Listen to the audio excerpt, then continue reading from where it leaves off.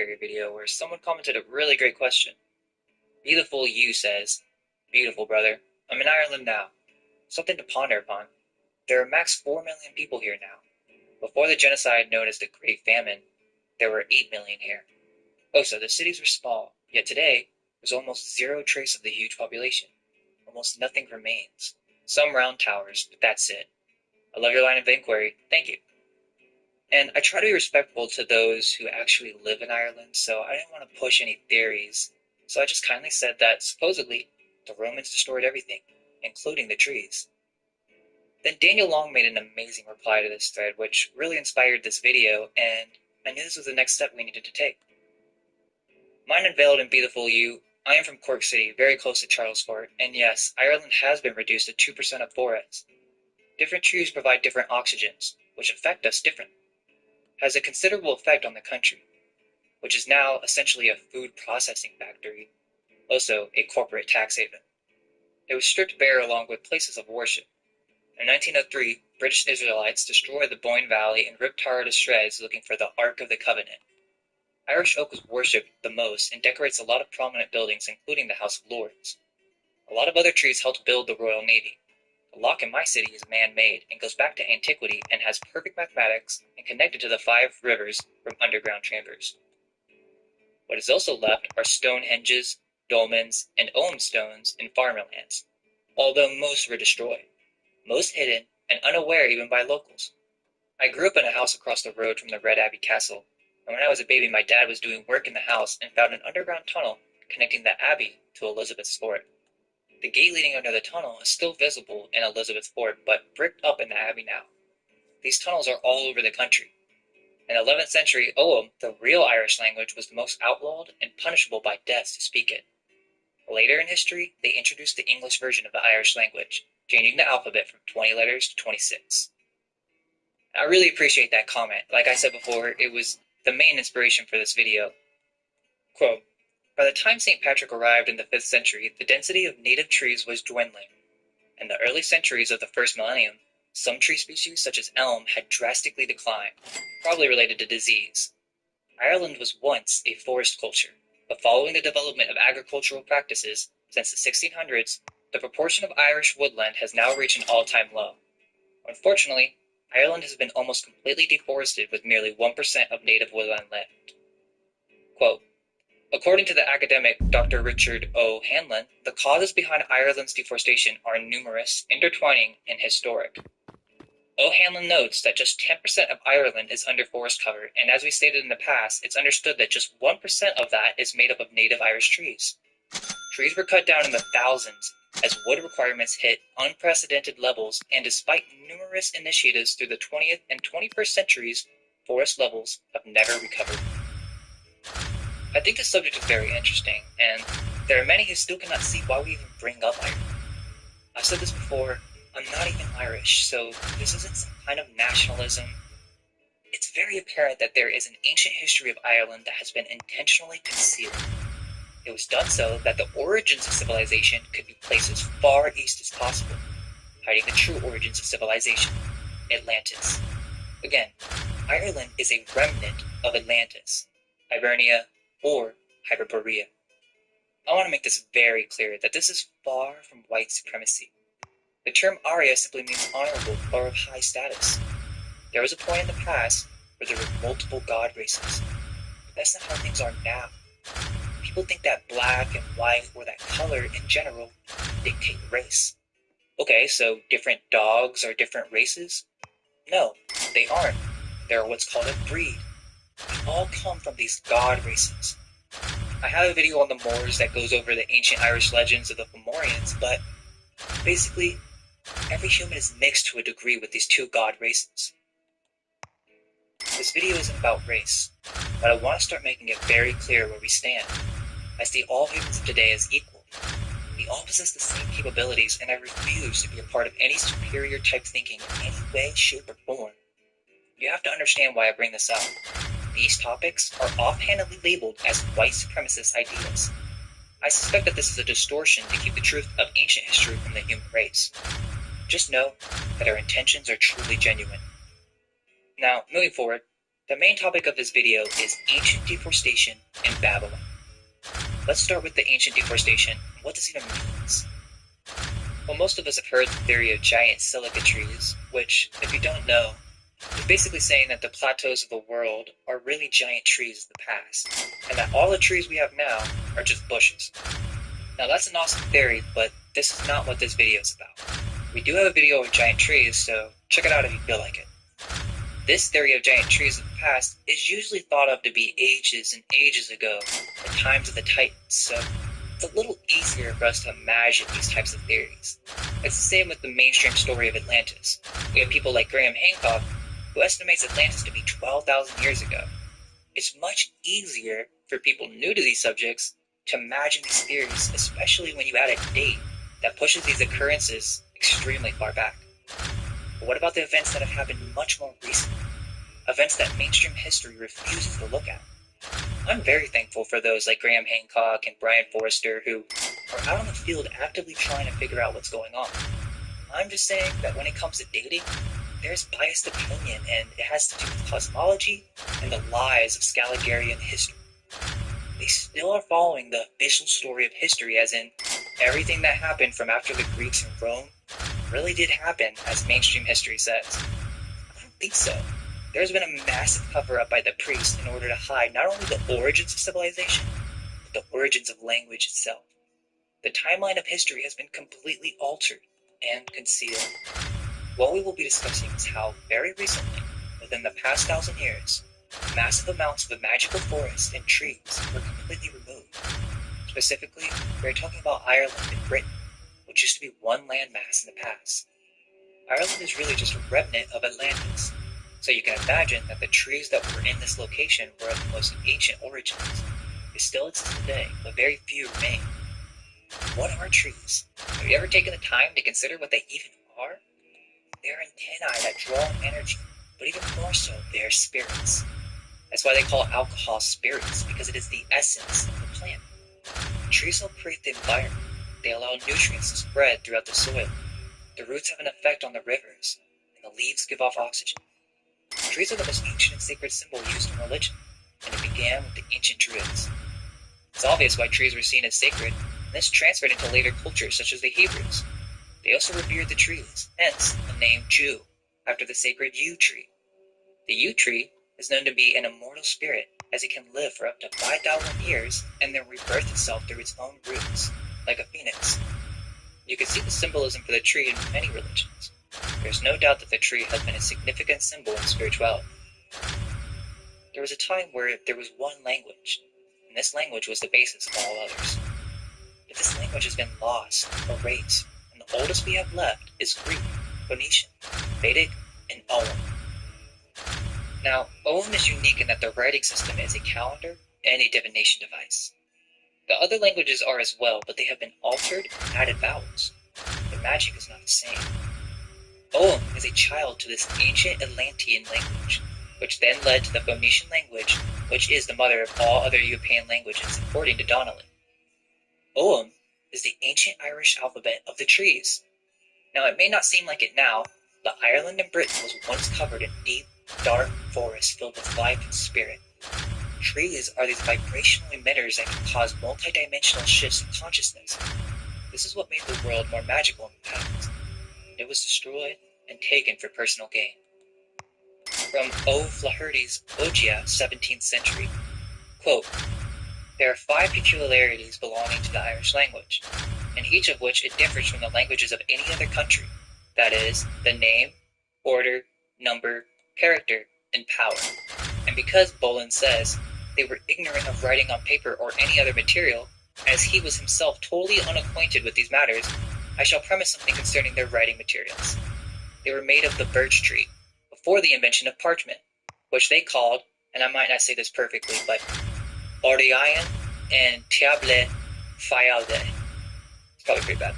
Mr. Ware says as follows in his Irish Antiquities, Chapter 2, "Besides the common characters the ancient Irish used, various occult or artificial methods of writing called Oga, in which they wrote their secret and mysterious affairs.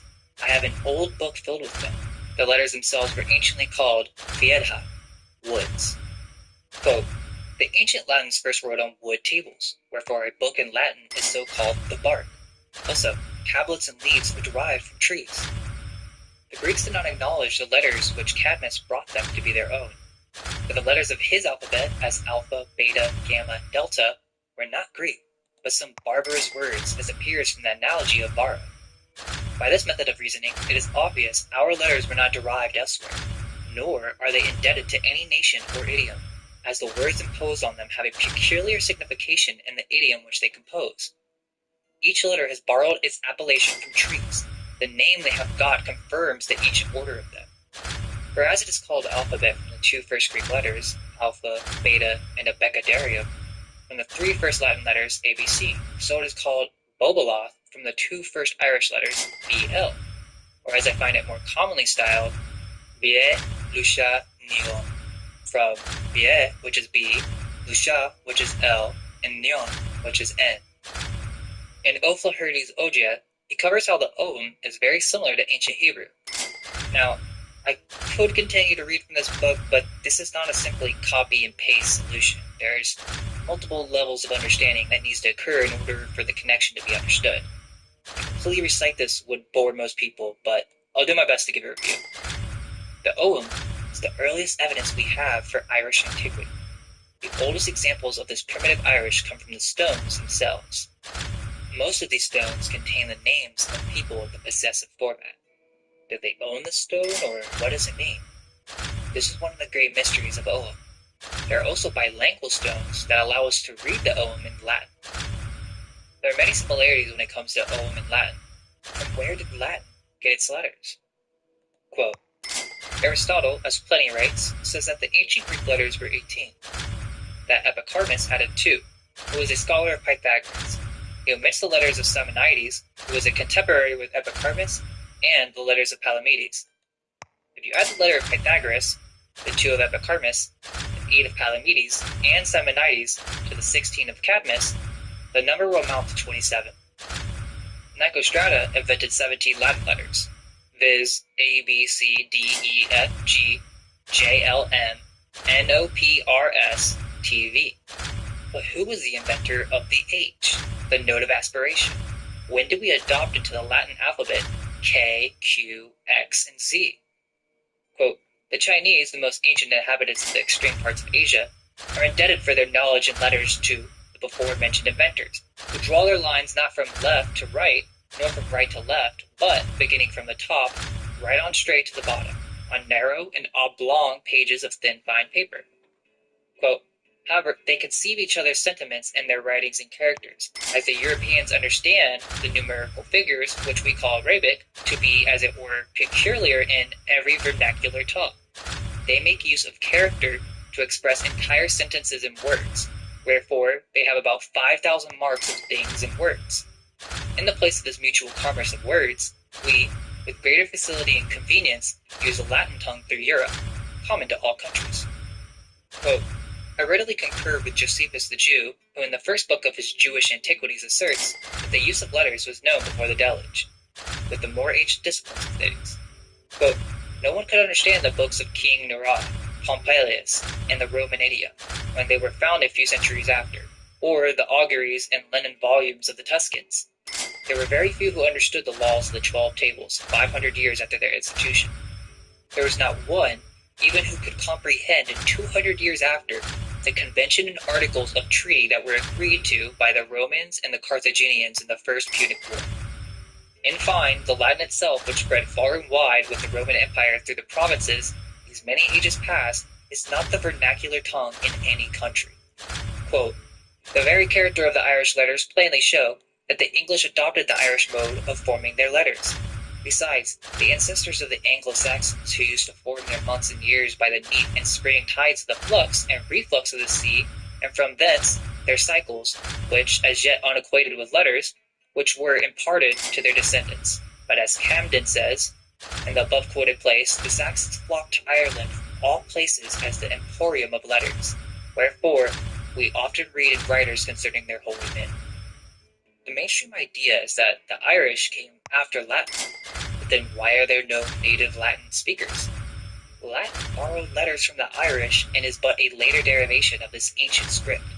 It was also developed by the priests in order to conceal the origin of the European languages, again, giving the credit to the civilizers of man, Greek and Rome. If you know Flamenco's work, then you know that the story of Rome is a sham. So who came to Ireland and destroyed the trees? Not the original Phoenicians, but the later royalty that formed from certain Phoenician cults. Tyrian purple, the Phoenicians were known for selling wood to royalty, but it was more than that. It was an attempt to destroy the only power still resisting the royalty in Rome, the Church of Iesa. There was power in Ireland, as it is the fountainhead of the European languages and the mother of the old church. They removed the trees and made the land barren, naming it Ireland, or the buried land, when truly it was named Ivernia, or Ogia in Greek myth. Imagine the effect that this had on the land. We depend on trees to breathe. Different trees give off different types of oxygen. This was not just a change in the environment, but a change that affected the personality and the mind as well. This land was filled with ancient trees from Atlantis, and a language was developed that not only allowed the user to converse, but to divine as well. Medicine, music, and wisdom come from within these forests. These different spirits represent different properties of being. The Ogham is an ancient Irish script used for writing a divination that is based on trees and plant spirits. It was a secret script used by the Druid order for healing and magic. It's much more than that, though. It is a magical language based on mathematics and vibrational frequencies. This is the basis for musical notation, which allows the script to be integrated with the fabric of reality itself. The sounds of the characters also relate to the sounds that the trees made in the wind.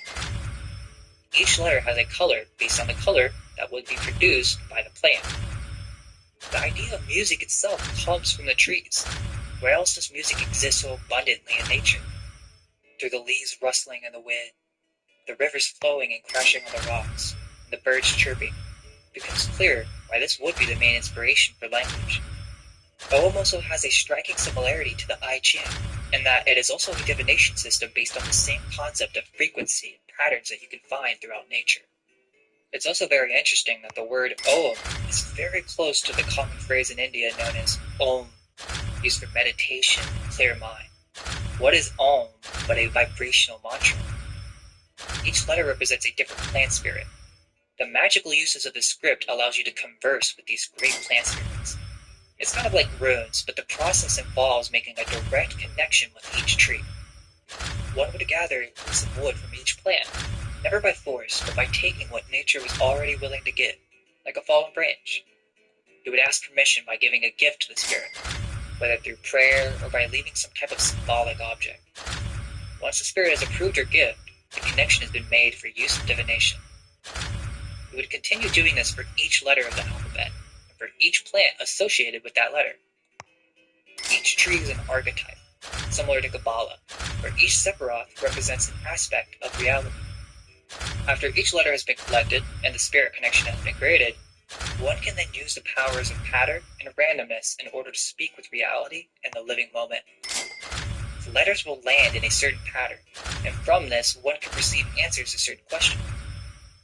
That's one aspect to the magical use of Om, which it can be seen as new age to most people new to these topics, but it's more than that. These spiritual connections through the script allow for magical sigils to be created that can be used in magical rituals.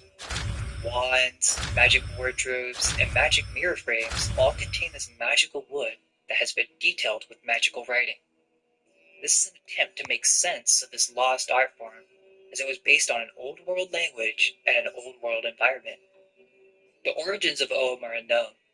Wikipedia says it dates to the 4th and 6th centuries AD. There are roughly 400 Orthodox inscriptions on stone monuments throughout Ireland and Western Britain. We had an interesting idea, and I'd like to hear your thoughts on this, but in O'Flaherty's book on Ogia, he covers this process in which holly was turned into stone in 7 years through some strange process of throwing it into a lake. Ulster's fair lake, Loch Ness, forever named for certain qualities through ages famed, assumes a power from source unknown derived, of changing holly by what means contrived. Art has not yet at knowledge arrived. Should holly branch be plunged into this lake, its bottom part an iron form will take. The part lashed by the waves become a hone, a wooden substance that in air is shown.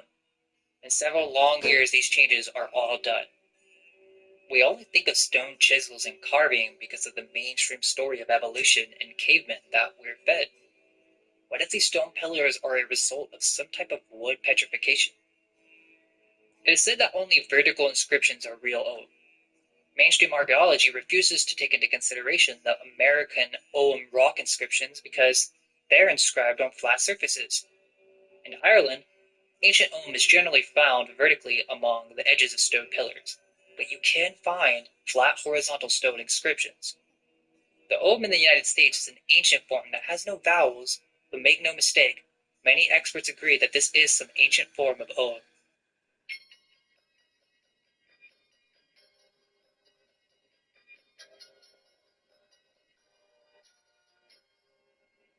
From the dawn of time, wherever man has gone, he's left his mark, literally. He's scratched, hacked, and scraped his lines, circles, and squiggles on the nearest thing at hand, usually rocks. What he's also left behind is a bunch of experts, all of them arguing about just what he meant by those marks, and also arguing about who made them and where the people came from, and how their theories contradict other forms of history. Our science specialist, Eve Savory, takes us on a rocky tour of those marks, or petroglyphs as the experts usually call them. It's dawn on an autumn equinox in Colorado. As the shadow of this rock falls where what might be an ancient European language seems to predict it should, these people say our view of history is being challenged. If what we're saying here is true, it means that the history that we all learn in school, and that is accepted as a reasonable facsimile of history, turns out to be wrong in very important points. The Vikings who built this settlement in Newfoundland 1,000 years ago are generally believed to be the first Europeans to see North America, but some people think Europeans were here long before that. This is a petroglyph of a very old ship. It's made in the style that was used to draw ships on the rocks in Sweden. Scott Miles, an independent film producer, followed a small group of linguists and amateur archaeologists. They took him to sites they say prove Europeans were here perhaps 2,000 years before Columbus. This is their theory. Ancient seafarers of Europe and North Africa, at first blown off course by storms, reached North America and soon were trading far inland. These were bold navigators who crossed the oceans, settled here, intermarried with Europeans before, and their descendants out of North American India. The shape of this.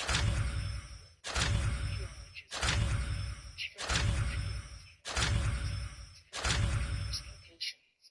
This man says no.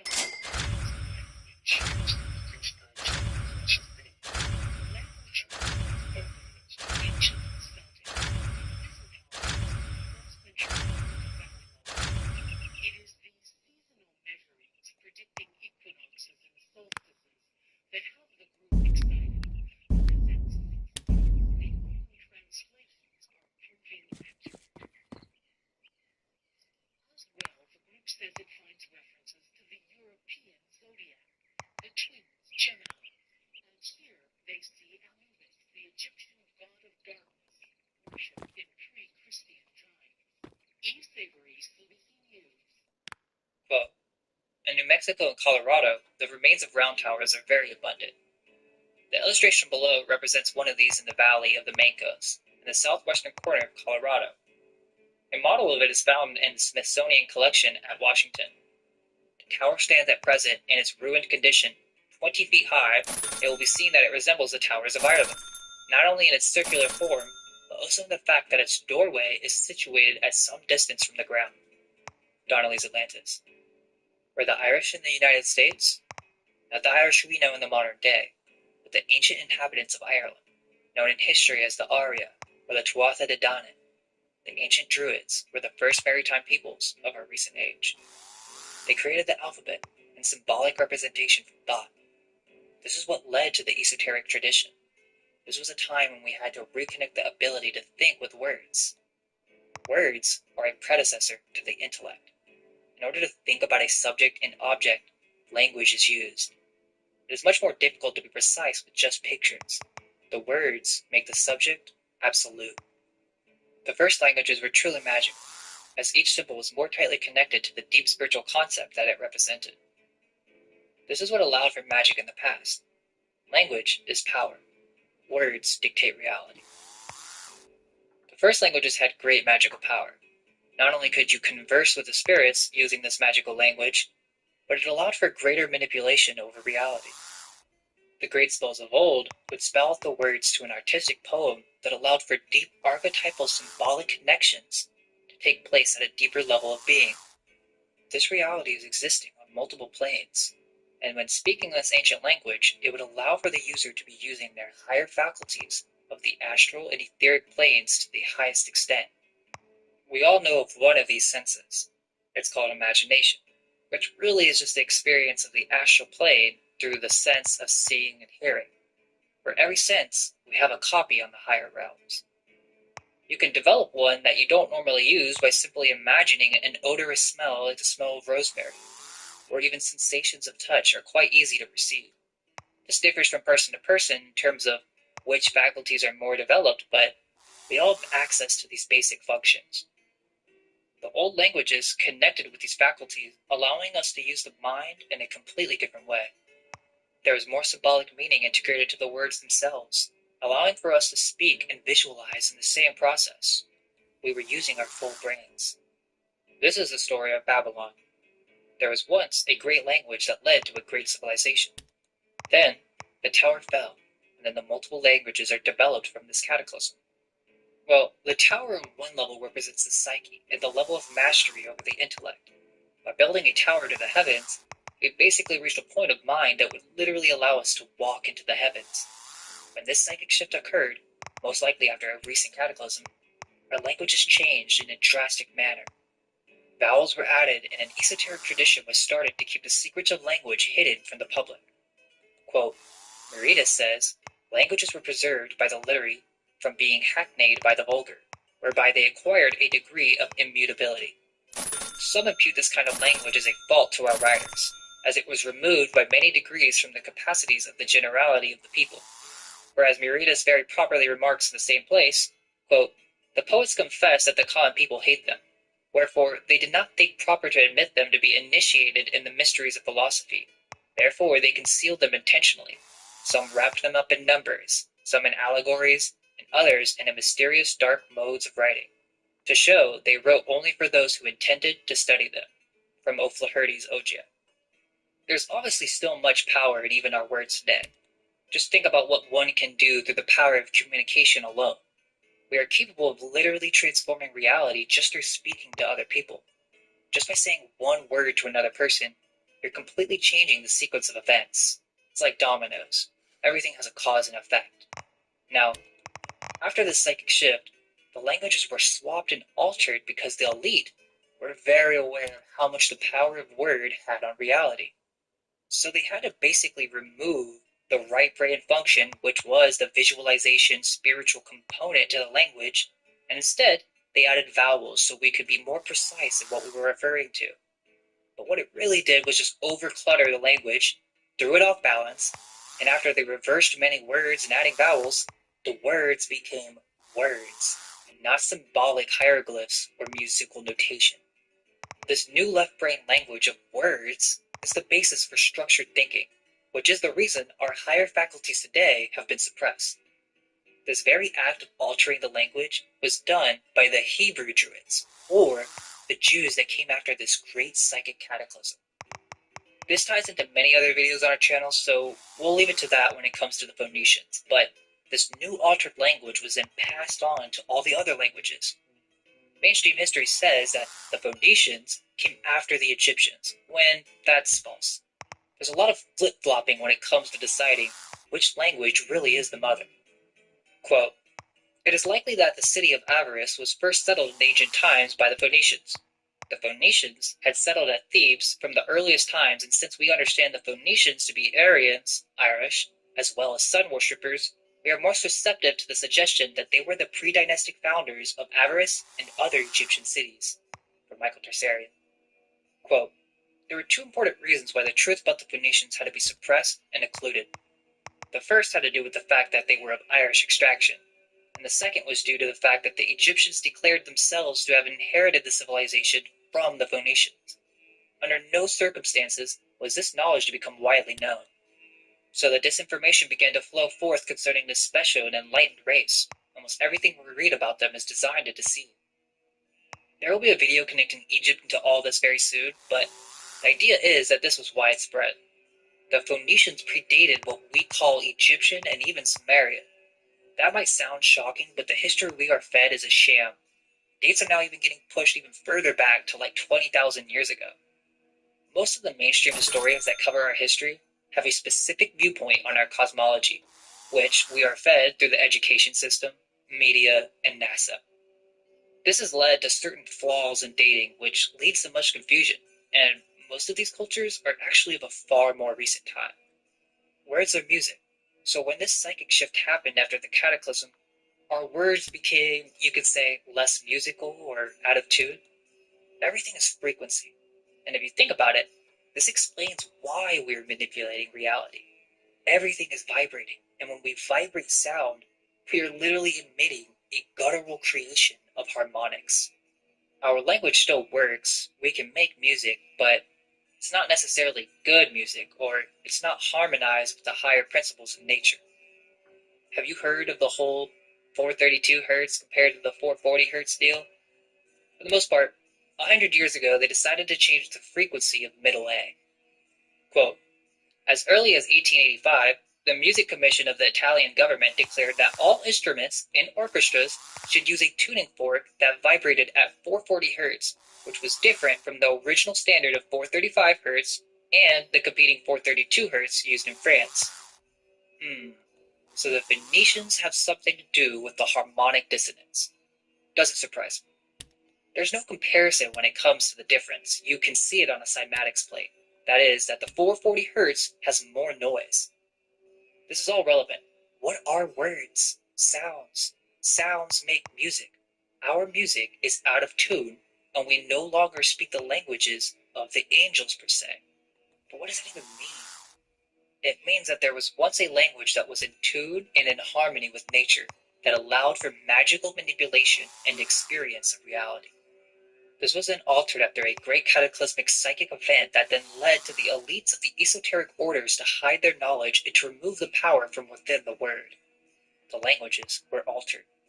The trees were removed, and the magic that once was possible became lost, and now the potential for magic is in a sense lower than it was before. It's still there and very powerful, but it just has more of a barrier to get through. This is why the power of visualization can create change, because you are surpassing the language barrier altogether and purely communicating with reality with pictures. But remember, the whole purpose of language is to be more precise or absolute, allowing this visual process to happen in the form of an art or music, which heighten the results of the process altogether.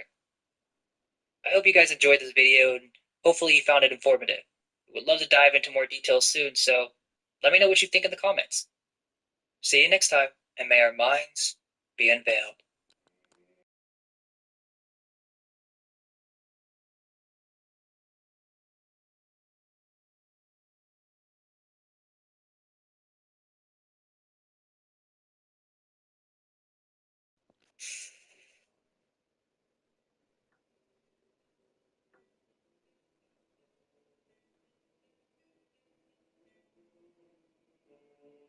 Welcome to Mind Unveiled. We continue with our Tartaria Explained series, where we attempt to put together the different pieces. We know many who follow us will be familiar with these concepts, but there are still many who refuse to look into the subject because a proper presentation is yet to be made. This is our attempt to achieve that goal. We hope to inspire curiosity into those of you who may be beginners into this subject. This is going to be our new style. I think it's kind of interesting, you know? We want to keep our egos removed from the channel, but with the avatars, we can be more expressive in our presentations as we speak.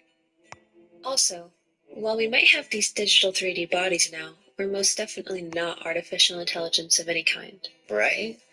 We get the funniest comments sometimes. There are people that think we're computer-generated voices based on machine learning. You'd think we'd make fewer errors if we were robots. Anyways, let's begin. Let's start off with a quick recap. So my first video was on Tartaria and the Irish, and that got removed by YouTube. It's okay because it's all up on the website now at mindofvale.com, but to be honest, I'm not really sure why I got removed. They were really vague, but I think it's because I mentioned some names, so this time I'm only going to be referencing groups in a historical sense. Plus, warning, the following material may be sensitive to your perception of reality. Please do not watch if you're easily offended. The first video on Tartaria was about the connection between the ancient Irish and Tartaria. The second video was on the Phoenicians, but it's very vague and mostly centered around the Mormons. Now we can continue to something that we're definitely not taught in schools, and that is that the Phoenicians had settled in the American continents far before Columbus. We are taught that California was founded by the Spanish in 1542, and yet if we read what Cabrillo wrote about the islands of California, he states, "Yet, wild and desolate as they now are, Cabrillo says that in the 15th century they were densely peopled by a superior race, and that the mainland was dotted by villages. The children of the islanders were described by early navigators as being white, with light hair and ruddy cheeks, and the women as having fine forms, beautiful eyes, and modest demeanor." The whole story of California as we know it is not taught accurately in schools.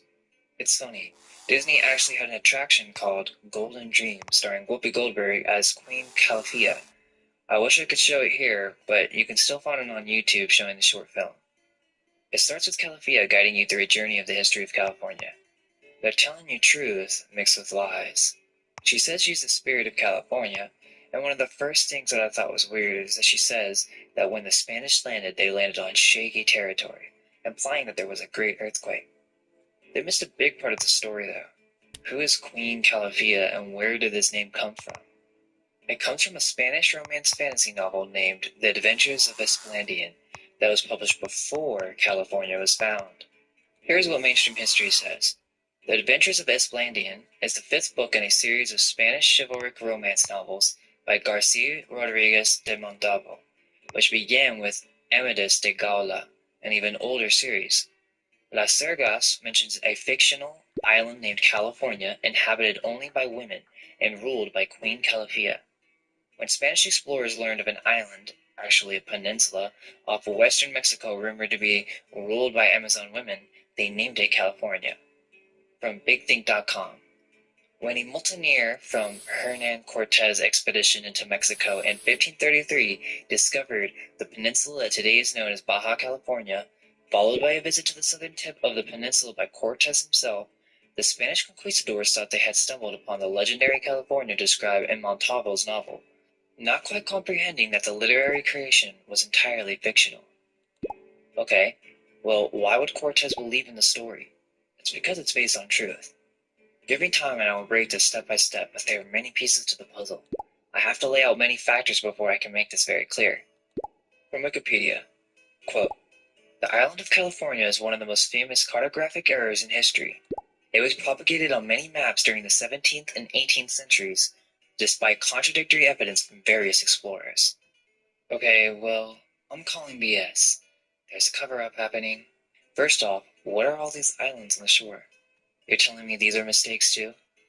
They could have easily found out this information. Look at all the colonies that they supposedly have set up. Why did the Spanish leave?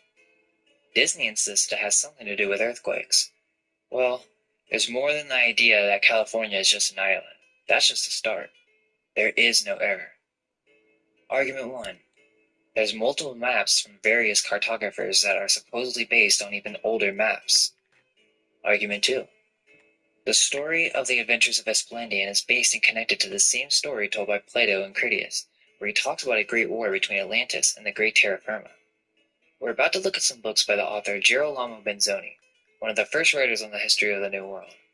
In many of his writings, it's very clear that the Spanish references land as terra firma.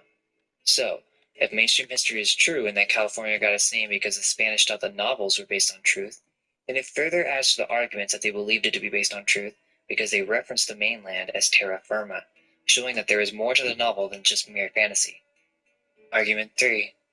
A great continent situated west of the Atlantic has been referenced and written about by classical writers such as Critias, Plato's Solon, Silene, Theopompo, Aristotle, Cicero, Strabon, Eratosthenes, Macrobe, Mela, Scylax, Alienus, Pline, Statius Sabosus, Posidonius, Festus Avienus, Diodorus Sicily, Plutarch and Cilia, Seneca, and many more.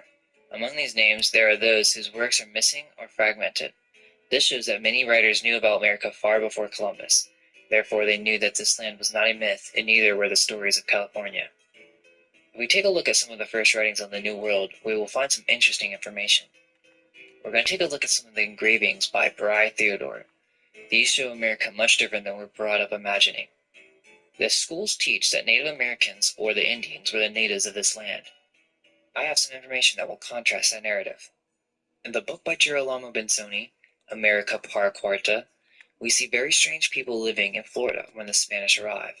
White, pale, cannibalistic giants, where the males are balding and the females have blonde and red hair, and they definitely do not look like what we know as Native Americans.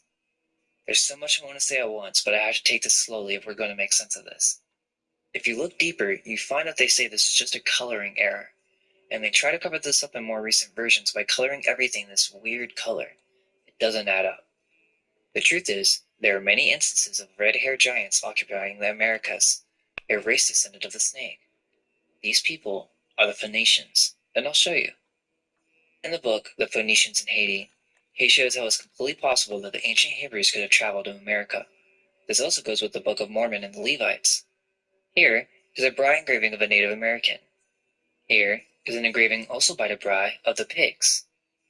When looking at the engravings of the Celts and the Native Americans, I got the same impression from some of the leaders. It's very similar.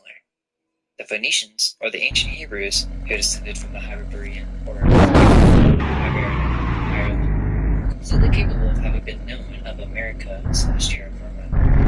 This book by Mansfield. The best example of this is Joseph Smith finds gold tablets in the Belgian lands. Okay, come on. We read this engraving, it was apparent that there was some race of invasion before those words. This is the reason the Spanish avoided certain areas. They knew what was why are they described as primitive savages? You can find this in many Native American histories where the people had emerged from a cave. Why were they living in a cave? Now, this is controversial information, but it's based on the book History of the American Indian by James Adair. The whole purpose of this book is to attempt to prove that the Native Americans are descendants of the ancient Jews. I'm not saying this is true, but if I believe it, I'm just going over what I found. The author brings to light many tradition-based similarities between the two cultures. This is another source that goes along with the Book of Mormon. And if it's true that the Phoenicians were great builders of modern Victorian-type architecture like it says in the Bible, then could it be that there was a great nation in the great west of America, even the Grand Canyon, but something happened? A great catastrophe, and the people were forced to go underground. It's likely that this event shaped and distorted their features, as they were incapable of seeing light for up to 25 years in some legends. Imagine what this would do to your consciousness. This explains so much, and there is even more to cover that is far from the mainstream narrative. In 1909, an explorer named G.E. Kincaid came across a cave that held mummies, copper ornaments, hieroglyphs, and more impossible artifacts. This is often dismissed as a hoax because no one has ever rediscovered this cave. However, when you realize that the government has quarantined specific areas of the Grand Canyon, it becomes apparent why no one has rediscovered this cave. Not only that, but the first settlers of the Grand Canyon gave Egyptian names to the different formations in the Grand Canyon. Why is this? The story of Amadis of Gaul is basically a long drawn-out fantasy romance novel with your typical motifs, but I found it interesting that the characters in the story represent different things. Esplandian is the son of Amadis, or Spain is the son of Great Britain, but in the story, this is when it was Gallia. Ireland and Spain used to be connected at one time in ancient legends, making one giant island known as Ibernia. The story is of a time before the Great Cataclysm, or Reset. I'm sure that many of you have heard of the Vikings coming to America. Well, let's just suppose that the story of Tara in Irish lore is true, or the stories from Plato where Solon tells of a great war between Atlantis and the great terra firma. Just throwing this out there, what if the Spanish went to America before the Reset and were well aware of California and Mexico? At this time, before Spain was Spain, hence the symbolism of Esplandian and his adventures. Bernal Diaz says, "We were seized with admiration, and declared they seemed like the castles of enchantment recorded in the Book of Amadis de Gaula, grand towers, temples, and edifices that seemed to rise from the water, and all these were constructed of stone and mortar. Some of our soldiers said they could not be sure whether they were really seeing this or were dreaming. They weren't stupid. Why would they just call it California?" Also, the story may be more than just fable. The idea of griffins is not to be taken lightly. Quote, "The griffin is seen on ancient metals, and the chariot of the sun was drawn by these imaginary animals with the head and wings of the eagle and the body and legs of a lion. They represented strength and activity." Basilius, 1647, says of the western coast of North America, quote, "Chains of mountains stretch along the coast fortifying by their sharpness and steepness to their very peaks. Wonderful numbers of wild animals abound among their fastnesses. People tell that in the forest the griffins are found, and that this is not fable but truth, along the coast of the land of California. Nicholas Calafias paints Florida full of winged serpents. He affirms he saw one there, and that the old natives were very careful to get its head. What if the events in the history of New America are really in the 1700s? I know, crazy, right? Well, you really think most of these cities were created the way they say they were? It doesn't make sense that the settlers found this new land and paved the way with hard work and labor, and somehow found the time to build the railroads that went across great mountains. The Disney Golden Dream says that it's from Chinese labor. Yeah, right. Also, the bald people from earlier? Yeah, looks familiar to something else, doesn't it? Remember that for later. But anyways, the Phoenicians had many establishments all around America, in Mexico, California. It's not just them. The Moors, or the ancient Lemurians, the Turks, they all knew about America before Columbus as well. There's also many legends of a distinct race of giants with red hair. Physical evidence of giants throughout the Americas. The Wendover Giants. In 1982, a bulldozer operator unearthed an underwater graveyard containing 168 full, 8-foot on average skeletons. 70 of the Wendover skulls contained brain matter, of which DNA was taken and tested. Surprisingly, the DNA did not match any of the surrounding American Indian tribes. Joseph Lorenz, a geneticist from Coriell Institute for Medical Research, too was seeking the DNA markers that distinguish Native Americans inside the DNA samples taken from the bones of the Wendover mummies. Once he compared the DNA to present European peoples, he stated the following: "I went back to the screen, and I looked at the sequences again. The first person's DNA, it looked European. When I looked at the second one, it also looked European. When I looked at the third, fourth, and fifth, it was slightly different from the first two, but they looked European." It is assumed by some academics that this was some kind of mass murder, as the necks of the bodies were all broken and faced north. However, upon further examination, it was concluded that this was done, quote, post-mortem. Not only that, but it was discovered that many of the children were found to be holding small toys in their arms. One body of an elderly woman was discovered to have broken and healed many bones throughout her lifetime, implying that this society had the resources to care for her into her old age. Though it's claimed to be the site of mass murder, the body shows signs that have died of many healthy deaths.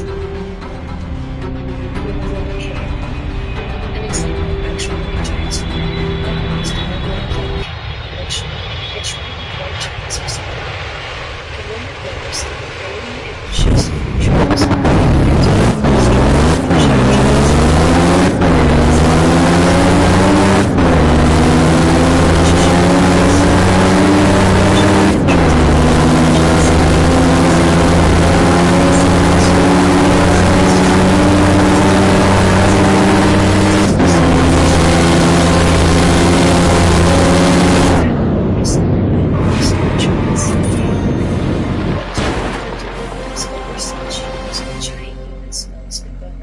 There were a whopping 20,000 artifacts discovered in the cave. The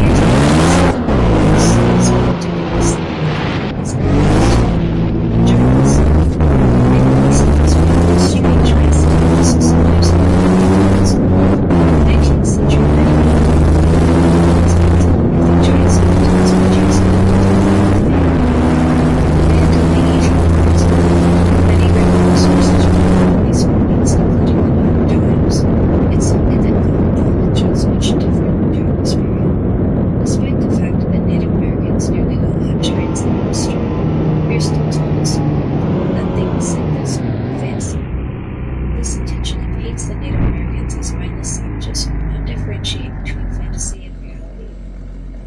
days, these mounds are now protected sites and are said to be very sacred to the land and conscious knowledge of the Lord. When questioned about these matters, organizations like Nat Geo Associated Institution that recognize the shadow giants have changed its name. This is a shadow to cover communities. Changes in the societies.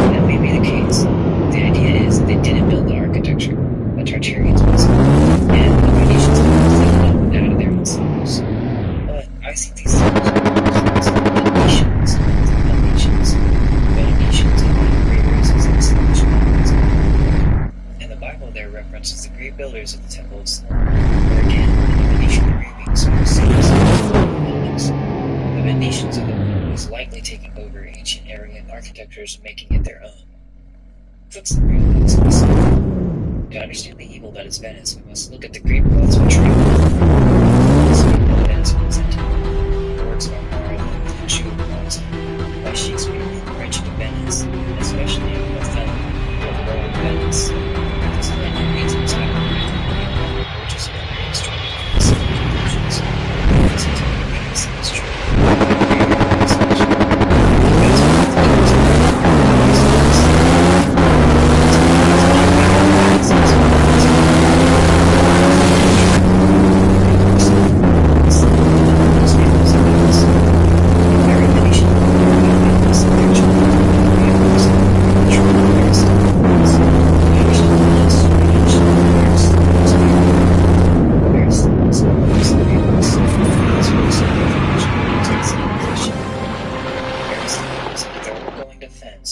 Oligarchical society. In its politics, Aristotle is most explicit. His theory is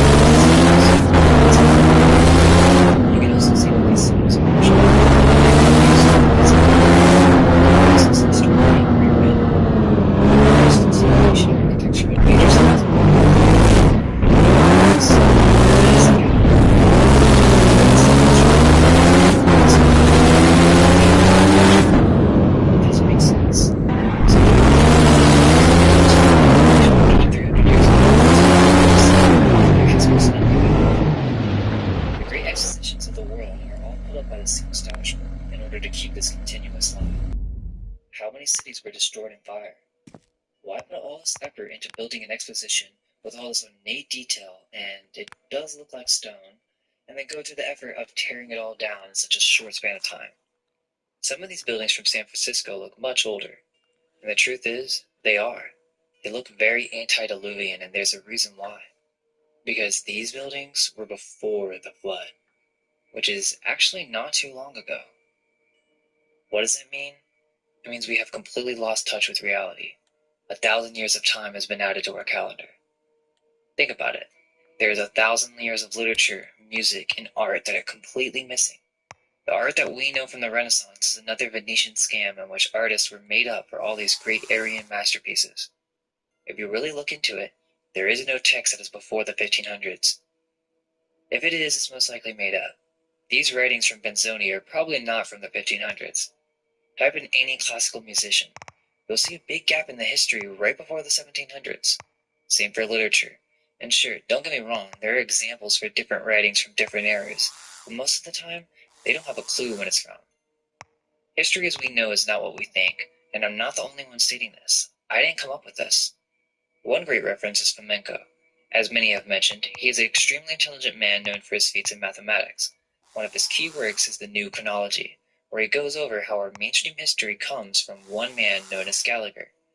There are some familiar scientists who disagree with the chronology of Scaliger-Petavius, and reckon that the real ancient and medieval chronology differed significantly. D'Arcija, 16th century. It is known merely that D'Arcija claimed an ancient history to have been forged in the Middle Ages. However, we regrettably fail to have found any of his works. The Salamanca University could not give us any information about them either. Sir Isaac Newton, the great English scientist, physicist, and mathematician, devoted a large part of his life to chronology and published a large volume entitled The Chronology of Ancient Kingdoms Amended, to which is prefixed a short chronicle from the first memory of things in Europe to the conquest of Persia by Alexander the Great. Jean Audouin, eminent French scientist and author of a large number of works on philology, theology, history, archaeology, and numismatics, he was also director of the French Royal Library and wrote a few chronological works with sharp criticisms of the entire edifice of the Scaligerian chronology. He was of the opinion that the most of the so-called ancient artifacts were either counterfeit or belonged to a much more recent age. Robert Baldauf, the German philologist of the late 19th and early 20th century, assistant professor at the Basel University and author of the 4 volumes entitled History and Criticisms. He came to the conclusion that the ancient literary works were a lot more recent than one has accustomed to think. Guided by philological considerations, Baldauf proved that those works were all medieval in their origins. Edwin Johnson, English historian of the 19th century, criticized the Scaligerian chronology severely in his works, claiming that they needed to be truncated drastically. Wilhelm Keimer, late 19th century, a German scientist and lawyer, developed a method of verifying the authenticity of ancient documents. He discovered nearly all the ancient and early medieval Western European documents to have been either copied or forged in a more recent age. He came to the conclusion that both ancient and medieval history was falsified, and wrote several books on the topic. Quote, "The chronology of ancient and medieval history in its present form had been created, and for the most part, concluded in a series of fundamental works of the 16th to 17th century that begins with the writings of Josephus Justus Scaliger, 1540 to 1609, called The Founder of Modern Chronology as a Science by the modern chronologist E. Bigerman. The groundlaying works of Scaliger and Petavius of the 16th to 17th century present the ancient chronology as a table of dates given without any reasons whatsoever. It is declared to have been based on ecclesiastical tradition. This is hardly surprising, since history has remained predominantly ecclesial for centuries, and for the most part was written by the clergy. Today it is believed that the foundations of chronology were laid by Eusebius Pamphilus and St. Hieronymus, allegedly in the 5th century AD. On figure 1-6, we have a medieval painting of Eusebius Pamphilus of Caesarea dated 1455. It is worth noting that Eusebius of Caesarea is painted in typically medieval attire of the Renaissance epoch, most probably because he had lived in that period of time and not any earlier. Despite the fact that Scaligerian history ascribes Eusebius to the 4th century AD during the years 260 to 340, It is interesting to note that his famous work titled The History of Time from the Genesis to the Nicene Council, the so-called Chronicle, as well as the Tractate by St. Hieronymus Jerome, weren't discovered until very late in the Middle Ages. Apart from that, historians say that the Greek original of Eusebius is only available in fragmentary forms nowadays, and it is complemented by the Ad Libitum translation made by St. Hieronymus. It is very significant that the Scaligerian chronology was initially created with the paradigm of the Western European Catholic Church, which had remained in its firm control for a great amount of time. Many eminent Western European chronologists of the 16th and 17th century have belonged to the clergy. Scaliger, for instance, was a theologian. Tischendorf, the founding father of paleography, was a doctor of divinity. Dionysius Petavius, a Jesuit and an author of several theological writings. This whole idea that the Greeks and Romans are the civilizers of society is a complete lie. He says that the events in the Bible are far more recent than you can imagine. The Old Testament is actually more recent than the New Testament, ironically. The events in the Old Testament are actually from less than 500 years ago, according to Fomenko. The new chronology offered by Sir Isaac is a lot shorter than the consensual chronology of Scaliger. Newton moved most of the events dated as preceding the epoch of Alexander the Great forward in time, closer to us. His revision isn't as radical as that contained in the writings of N.A. Morozov, who was of the opinion that the Scaligerian version of ancient chronology was only veracious starting in the 4th century AD. Let us mark that Newton did not go further in time than the BC AD mark in his research. The first researcher of our time who had raised the issue of providing scientific basis for the consensual chronology in its fullness and quite radically was Nikolai Alexandrovich Morozov. In 1907, N.A. Morozov published a book titled Revelations in Storm and Tempest, where he analyzed the dating of the New Testament apocalypse and came to the conclusion that contradicted the Scaligerian chronology. In 1914, he published The Prophets, which contained a radical revision of the Scaligerian datings of the biblical prophecies. In 1924 to 1932, N.A. Morozov published a fundamental work, Christ, in 7 volumes. The initial name of this opus had been The History of Human Culture from a Natural Scientific Point of View. It contains detailed criticisms of the Scaligerian chronology. The important fact discovered by Morozov was that the consensual Scaligerian chronology is based on an unverified concept. Having analyzed a great body of material, N.A. Morozov put forth and partially proved the fundamental hypothesis that Scaliger's chronology had been expanded arbitrarily as compared to reality. This hypothesis was based on the tile repetitions that N.A. Morozov had found, namely tile texts that apparently describe the same events, but are dated differently and considered unrelated in our time. The publication of this work caused vivid discussions in the press, and its repercussions can be found in contemporary literature. There had been a number of rational counter-arguments, but the critical part of Christ remained indisputable in its entirety. N.A. Morozov did not go further than that of the 6th century AD in time, considering the consensual version of the chronology of the 6th to 13th century to be basically correct. We shall yet see that this opinion of his turned out to have been gravely erroneous. Quote, before the 13th and 14th century, the devices for time measurement were a rarity and a luxury. Even the scientists didn't always possess them. The Englishman Valcherius was lamenting the lack of a clock that afflicted the precision of his observations of a lunar eclipse in 1091. Quote, the clocks common for medieval Europe were sundials, hourglasses, and water clocks, or clypsodrae. However, sundials only were of use when the weather was good, and the clypsodrae remained a scarcity. In the end of the 9th century AD, candles were widely used for timekeeping. Modern historians base their observations of the Scaligerian chronology believing that medieval authors had attained a state of great confusion in what concerned both concepts and epochs due to their alleged ignorance, and that they had confused the ancient biblical epoch with the medieval one. Medieval painters, for instance, kept portraying the biblical and the ancient characters in typically medieval costumes. However, another point is viable, one that differs from the traditional love for anachronisms explanation. Namely, that all the statements made by the medieval chronographers and artists may have reflected reality, and we consider them to be anachronistic because we follow the erroneous Scaligerian chronology. The oldest, more or less complete copies of the Greek Bible are the manuscripts of Alexandria, Vatican, and Mount Sinai. All 3 manuscripts are dated as the second half of the 4th century AD. The codex language is Greek.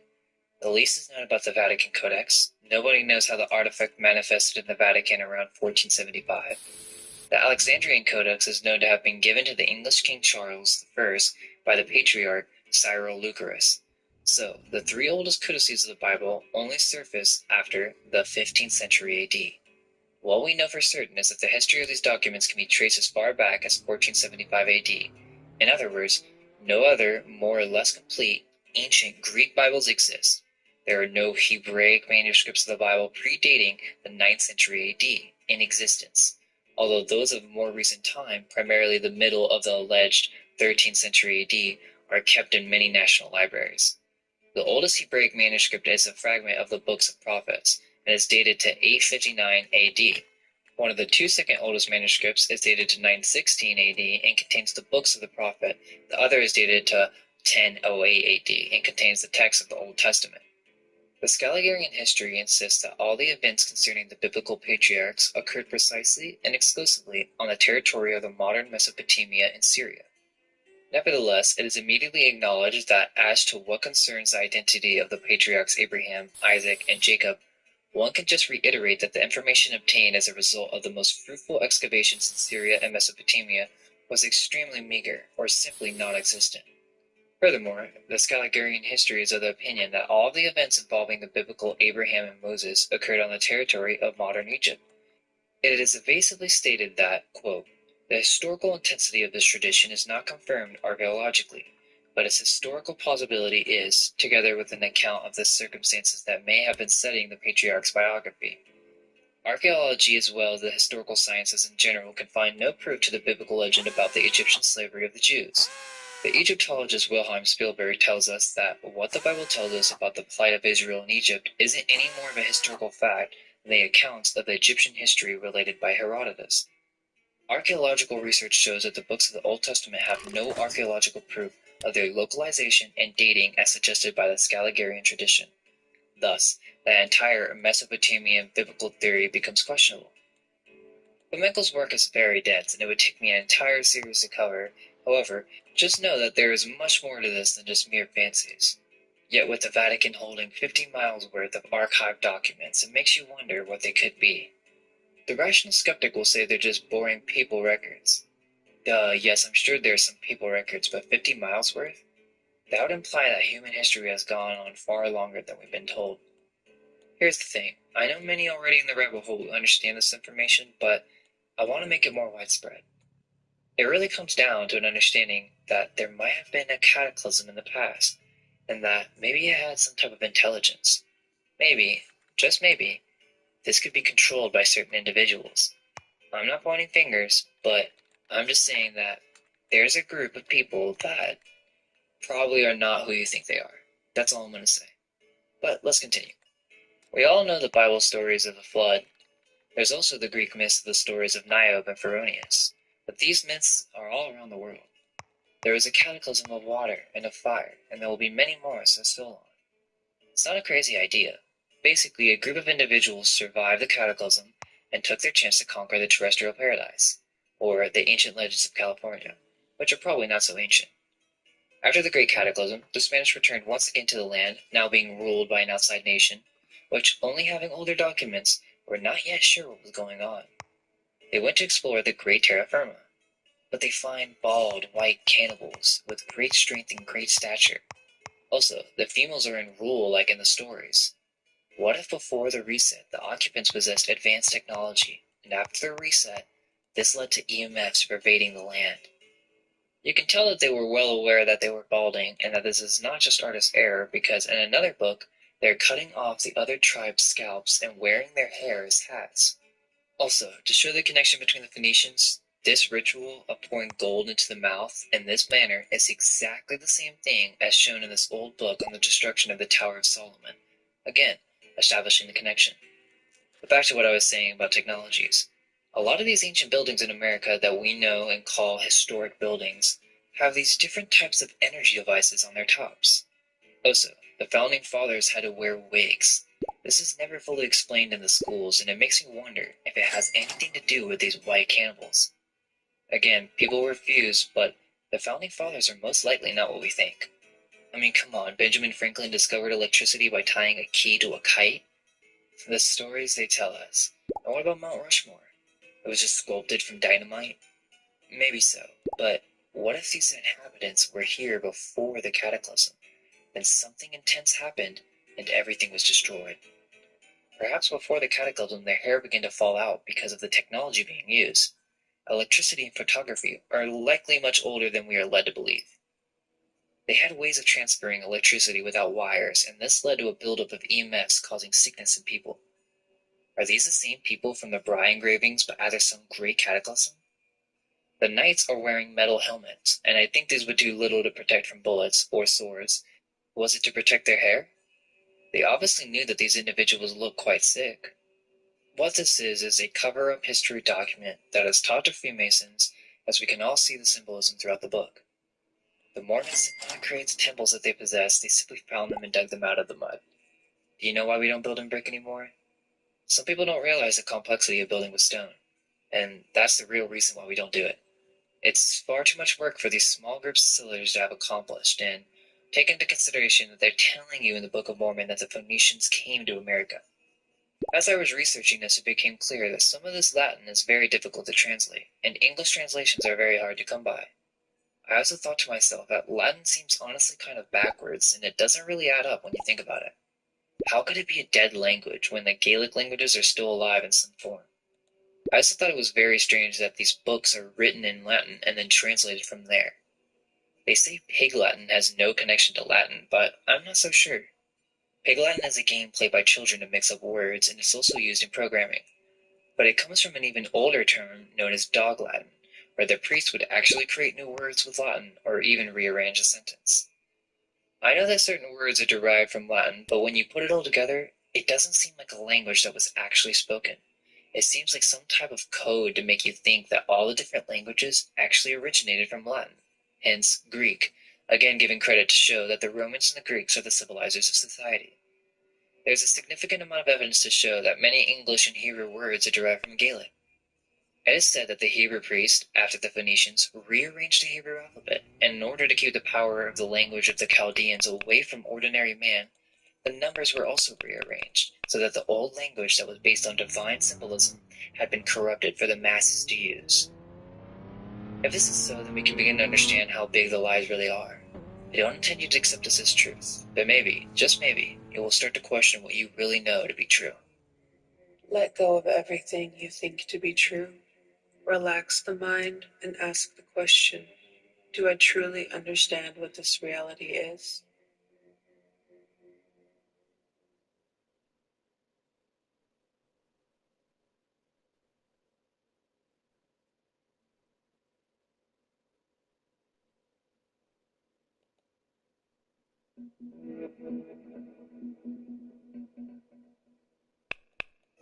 Welcome to Mind and Veil. The ancients are typically perceived as being primitive in the mainstream, as if they were cavemen or something, and everything they achieved was just a matter of manual labor. The technologies of the past were purposefully hidden, and if they do decide to cover this topic, it's always some mystery or it has to do with aliens. If one was to look into the matter, it would become evident that the ancient builders of the past possessed advanced technology. So most of us have heard of the theories about how the Pyramid of Giza is some type of generator, or Pumapunku and the precise precision of the angles when cutting a stone, or the Ellora caves in India where it seems the creators possessed some type of stone cutting technology. It's as if this was simple for them. Why else would they spend so much time decorating with ornate details? We don't see anything like this being constructed in the modern day, and if it was, it'd be done with cheap materials. The two main theories are that either these were constructed by aliens or advanced ancestors. The aliens belief is really just a fetish for sci-fi that's a relatively new concept to the human race. On the other hand, advanced ancestors are referenced in the lore of many ancient philosophers and myths. This is not a new idea. The concept of Atlantis, the Golden Age, and the Flood is at the root of almost every ancient myth. Now, we can find references to advanced technologies in ancient lore from around the world, but we'll get to that.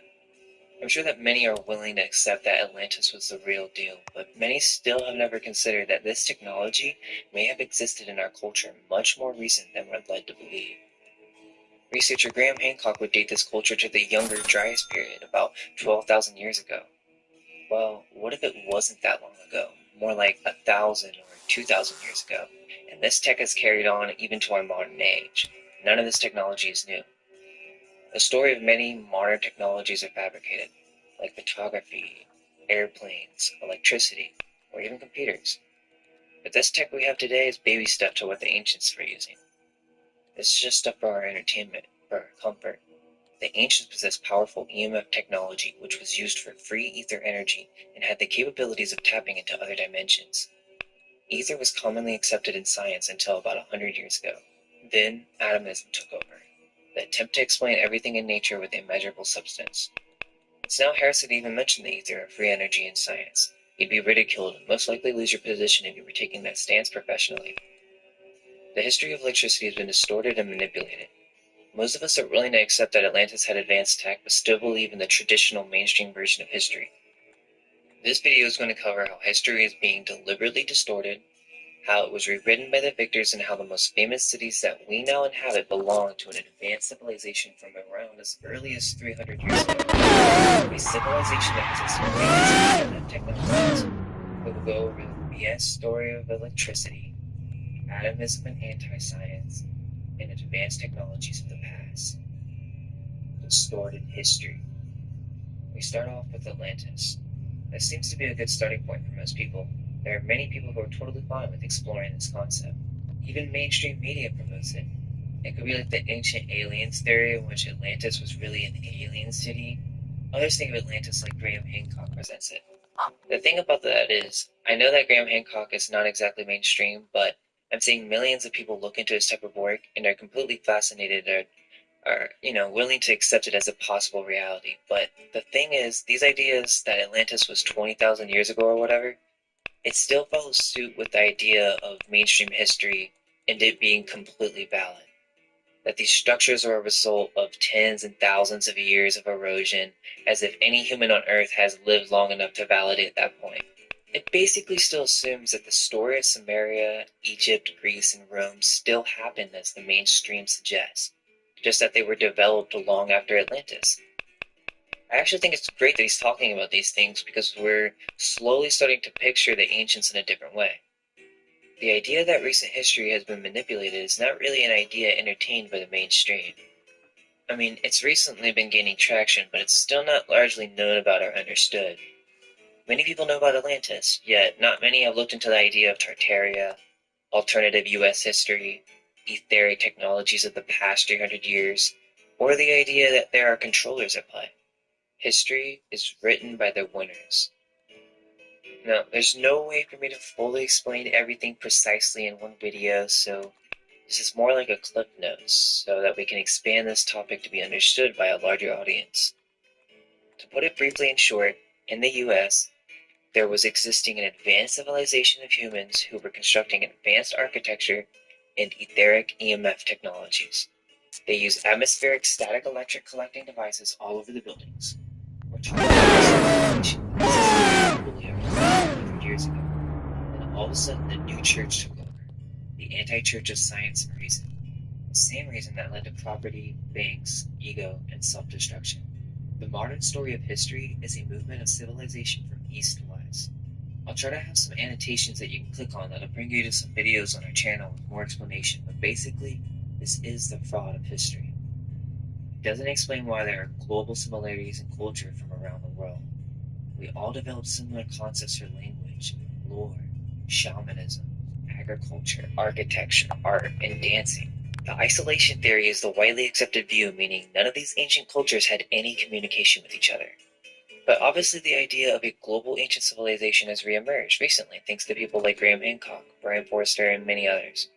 So the idea of Atlantis completely blows isolation theory and mainstream history away. This is still nonsense to the modern scientific standard that schools and universities teach. To accept or even explore these ideas destroys everything modern academia teaches. History books would have to be rewritten, our whole understanding of reality would be a lie, and that's just too much for most of us right now. Many of us can accept that Atlantis existed. It was destroyed by a major flood, a reset, and according to Graham Hancock 12,000 years ago, roughly, after the fall of Atlantis, what happens? There was a global cataclysm, a flood consuming most of the world. Then, there were the survivors who kept the knowledge of the Golden Age sciences and principles of civilization. These people knew that the cataclysm would come, possibly using the knowledge of the stars or divination, and they were saved like the story of Noah. A group of survivors landed in Ireland and northern Spain. I recommend looking into the Irish origins of civilization by this is because the ancient Irish Celtic etymological roots of all languages, the suppression of Irish history, and the demonization of red hair. I covered this in the first video we ever posted, but if you look up the Gaelic definition of Tartar, the older the book the better, you can find a reference to an Irish soldier who was out in battle in the Far East. Mainstream history says that the Celtic people came from the east, from Mongolia, and settled into Ireland, and we get this from the Romans. They try to describe these Celtic people as savages. I suspect that this is all a part of the twisted history given to us by the manipulators of history. This is a lie told in order to hide where the Greeks and Romans got their sciences from. The Greeks and Romans were made up by the controllers. It's not hard to find out. Josephus tells you what happened. Basically, Josephus, one of our most famous historians, was a trader. He was a trader that helped these parasites take over. He was rewarded with riches and high status. The Roman Wars was really the Dovizet takeover of the Old Society, or Old Irish Church of Iessa. Roman history and Greek history is a fraudulent excuse to explain the ancient history of when all these ancient architectures were developed. They couldn't let people know that these cities were really developed by Roman civilization. Complications of their fraudulent history by literally adding thousands of years to the timeline so that Rome would be seen as more glorious of an empire. And who would get the credit? The takeover of Rome allowed for all the scripture to be forged and for the Bible to literally be stolen by the people who developed it. For Greek, you can see that the ancient writers wrote of ancient civilizations and wrote on the Hyperboreans. Then Origen against Celsus comes out, and Origen trashes all the old writings of the ancient Greeks. Basically says that the antiquity of the Jews is of more importance. We don't even have the writings of Celsus because it was destroyed. All books of the ancient world, those that were not published by the new church, were destroyed. Just imagine how much knowledge was lost in the legendary burning of the Library of Alexandria. When I say Greek and Rome, I'm talking about the history that we are fed. The story that we know the Romans being these amazing builders and the Greeks being the foundation for rational thinking and science is but a front. These cities are of a much more recent time. We can agree that their societies are post-Atlantean, correct? What we shall soon see is that these really are the cities of the advanced global culture, and we're talking after Atlantis. Shout out to Martin. He has a video on the Congo where he shows that there is this advanced civilization of white people living in Africa, and it looks much different than what we're taught to believe. There were many cities and lakes that are currently not there, and many castles like that of fairy tales. There was another global civilization after Atlantis. How else do you explain the common architecture around the world? Also, if what mainstream history says is true, then why do many languages have their roots in Gaelic and Ancient Irish?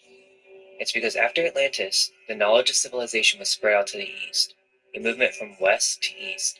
They even crossed into America, developing cities on both coasts. The law was created from a global church, the Church of Iessa. Quote, in their great missionary pilgrimage, they circled the globe in order to give religion and knowledge of God to the different races of mankind. They also established priesthoods for those who were at that time. Ireland is the country in which the arts and sciences were first discovered and developed.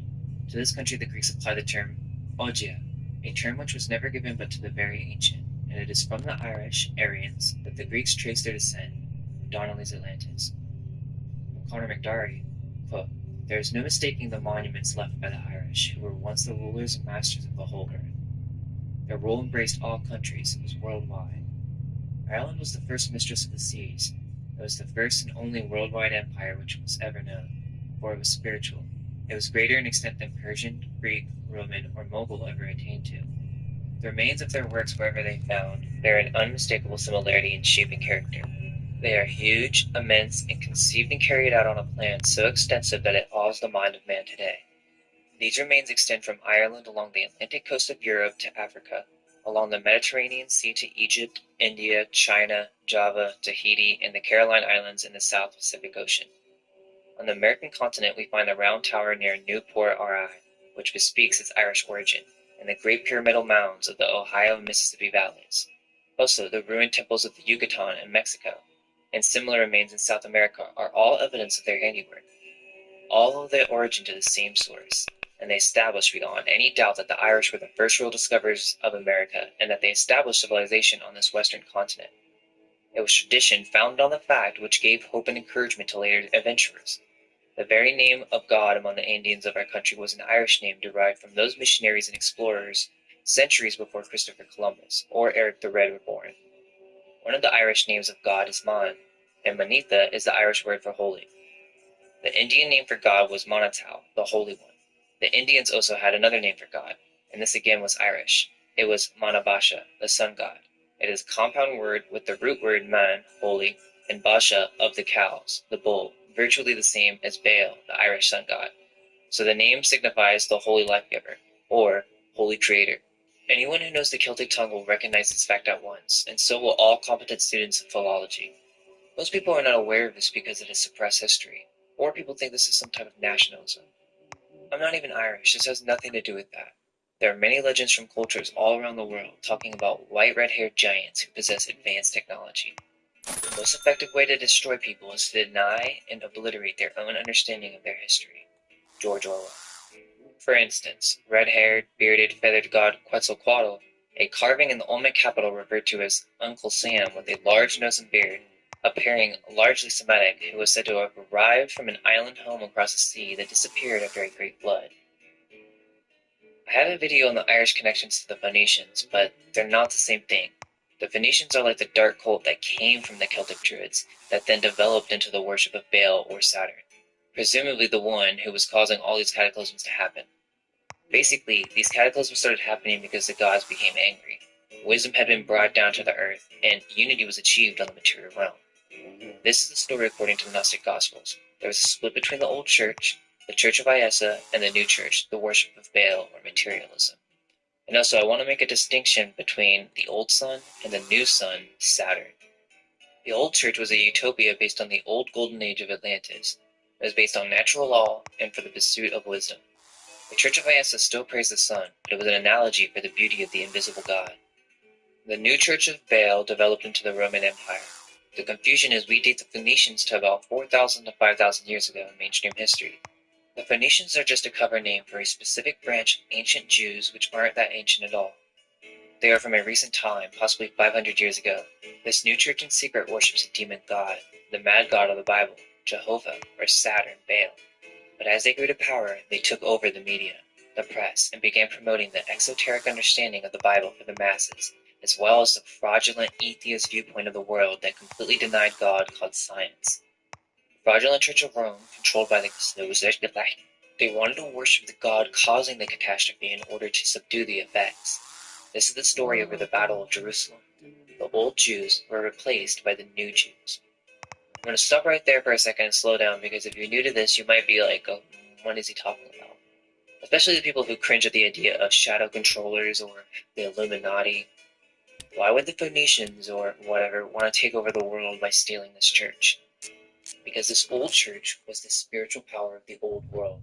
They traveled across the globe, civilizing the entire world as they referenced in Darwin's Atlantis. Darwin's Atlantis was one of the first major books on Atlantis. Whoever down this church.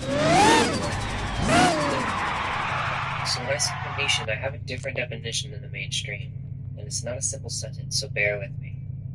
The Phoenicians is a cover name for the advanced maritime culture of the ancient past. It was created by this new Church of Rome to hide the history of how the ancient Church of Iessa became what we now call the Jews. It's a little bit of both histories, that's why it's so confusing. The Phoenicians were the first to develop language, but this is really the story of the ancient Irish. The worship of Baal and materialism doesn't Phoenician history begins with a parasitic thinking took place. They began to worship Baal. I'm saying that the Phoenicians developed 500 years ago, along with many other civilized nations developed by the Irish and then developed into their own cultures. For the Phoenicians, it's the Irish developing into the Jews. Let's move Atlantis closer. There's an ancient manuscript known as the Red Alita that speaks of these times.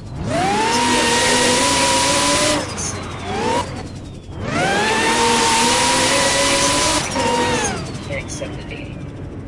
Or when it relates to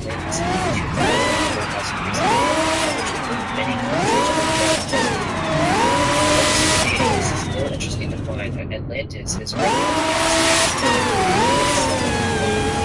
We also find the band of Hybrids is full of Atlantis. If that's the case, then Atlantis may have been as recent as 1,000 years. Okay, so back to what Phoenician, Roman, these are correct. What's the point, right? Why take up this church of the enlightened the ancient world from the fall of Atlantis? Conor McDarry, quote, the fact of his holding such autocratic power led to the assumption of attributes of divinity in order to hold the people in awe of him.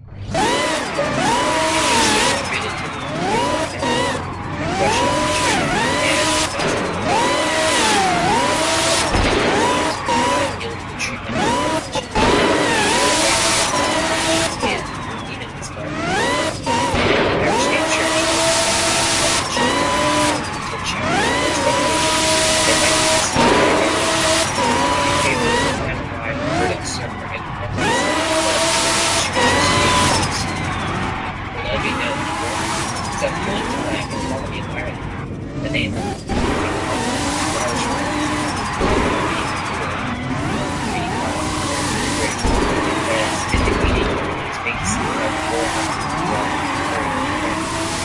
together meaning heaven and earth, hence the eternal city. The river of Rome, the Tiber, also bears the Archway, and it rises against the Archway, hence the Tiber is the supreme water. What the literature says, the names all other waters and we may not mention. The fact is that Ireland was part of the west side of the island. Therefore, colonies came from the west instead of the east as our student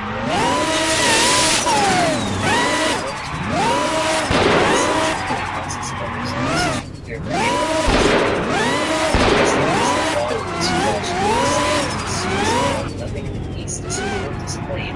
The Aryans immigrated from the east and the west, bringing true evidence points just in the opposite direction. The American Encyclopedia of Art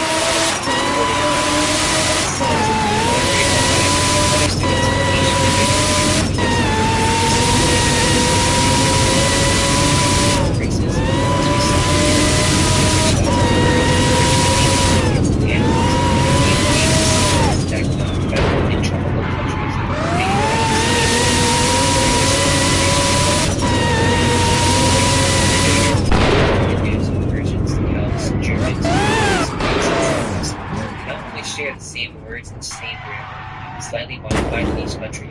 They seem to have likewise preserved a mass of popular traditions which had grown up before they left.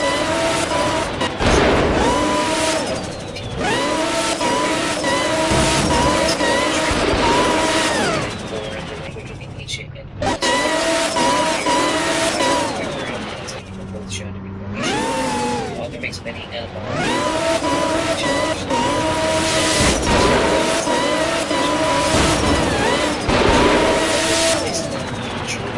demonstrating analogies and proving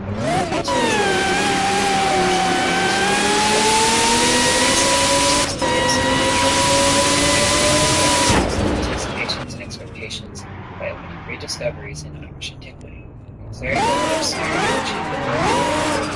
not only of Ireland and the British Islands, but of all Celtic Europe, deducing the origin from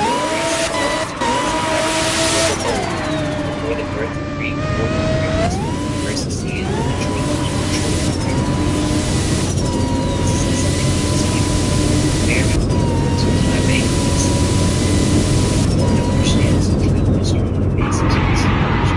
there's so much more that I can say on this subject, much like the models, about the powers that be to control the world. One can't even understand what causes to be animals. Representation of these things the church bodies and walks. Those who are themselves, by being instance, church failed to walk to the church.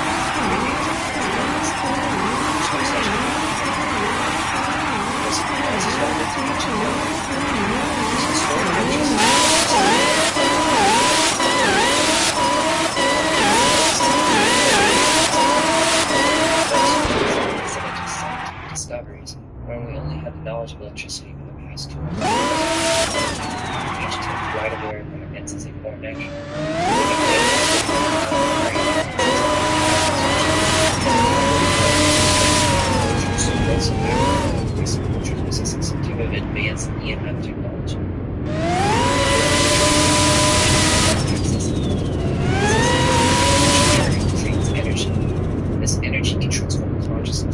these other realities. Aether technologies. Aether technologies of the past did exist, and it ran on the energy that was around all of us. It didn't need to be paid for, and it wasn't the property of any company. Now remember, there were still cultures that followed the natural law, and these were the remnants of the Church of Islam, which had cities and strongholds all over the world, including the Americas. This is where we're referencing to the term, although the Church of Islam, the original builders of homes were references to controlling cultures. We also have the Jews, who came together, and as a nation called Alliance.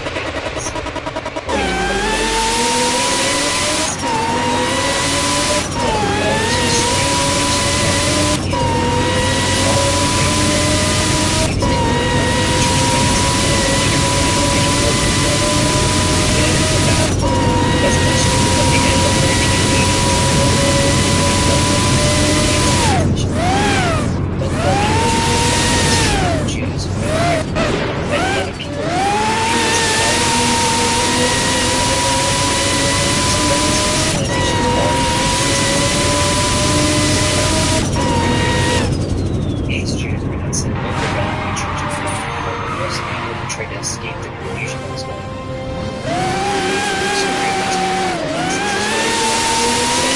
The story of Spain discovered the Americas.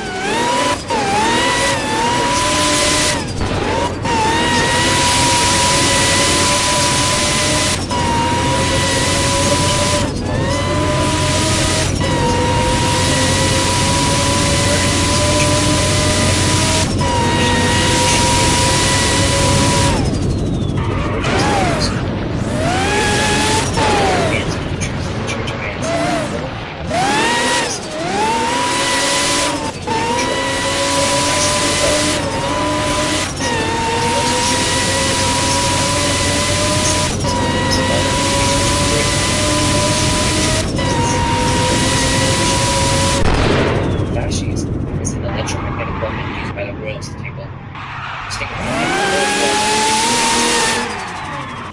It was Etruscan before Roman, so it has a long history. When Rome began to transition to authoritarianism, the fasces became a symbol of that.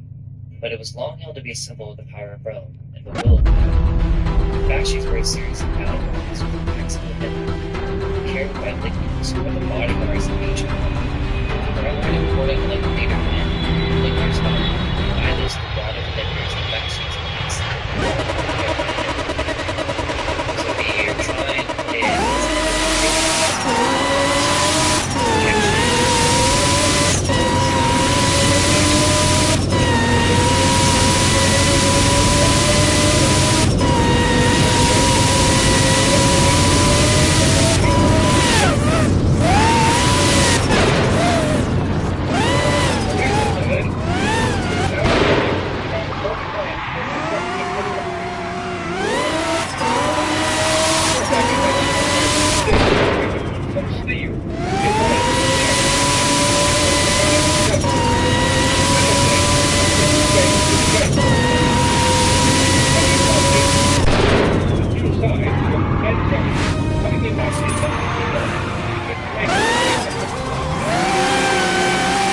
Trine that the windings are very simple, being only one case.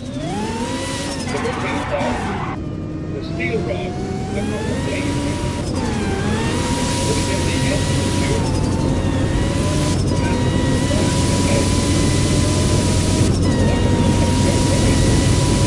the electromagnetic gun take the winding to make an electric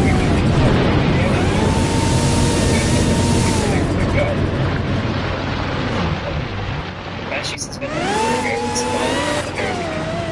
Find it in dozens of places in government, mostly in government institutions. The House of Representatives using fascists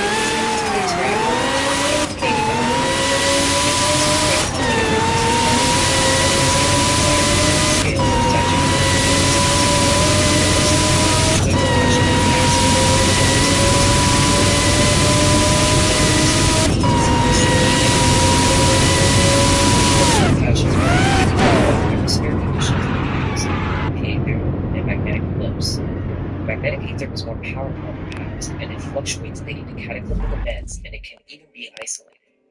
The rapture already happened. When energy in these fields build up, they flip and reset, causing all sorts of phenomena like anti-gravity. Devices were developed to access this built-up energy in the atmosphere, and these are referred to as aether devices. They are free energy devices designed to collect the built-up energy in the aether. Magic was also more possible, as our thoughts permeate the aether. Our thoughts are now just subtle vibrations only visible to the clairvoyant, or even those with close relations have the common occurrence of thinking the same thought at the same time. The common phrase, jinx. The Phoenicians of the new church didn't fully take over until about 100 years ago, so there was a period of time where many cities were still not owned by them. The cities that remain, like I said, are the remnants of the Church of Iessa, like Tartaria, and they were using advanced technologies. These cities include LA, San Francisco, New York, St. Petersburg, Paris, London, and many others. They had an aether lighting system, an aircraft system using blimps and other flying vehicles. They possessed free energy that was given wirelessly through different building generators. That is what our churches are. They generate power and energy similar to the pyramids using torsion fields, through symmetry and acoustics, and through the use of the transmitter. The transmission can be sent for everyday application like lighting and heating, which then powered steam. We only learn of the history of the Phoenician cult of Baal, so Visage de Baal, rediscover the sciences, build fraudulent characters, and story of accidental discovery stories of electricity are not accidental. It's just a story made up to explain a found or stolen technology. It sounds crazy, but there are references in myths from around the world talking about this aether technology. Ticoticamoor, Irish. In ancient Irish literature, Cuchulainn possessed a divine magical spirit with supernatural powers. But Cuchulainn was not the only one who possessed an extraordinary spirit. The god Lu had a similar weapon, which was called the Invincible Spear, or the Spear of Victory. It had properties similar to the magical sword of Luatha, Sword of Light when thrown. It momentarily hit its target. This weapon was one of the lost 4 treasures of the Tuatha De Danann. In Greek, the antikythera mechanism is an ancient Greek analog computer. It's used to predict astronomical positions and ellipses. Zeus' lightning bolt, aka Thunderbolt, aka Astronaut, is the signature weapon of Zeus, a power core that is the main weapon of Zeus. It's said to be the most powerful air weapon on Earth,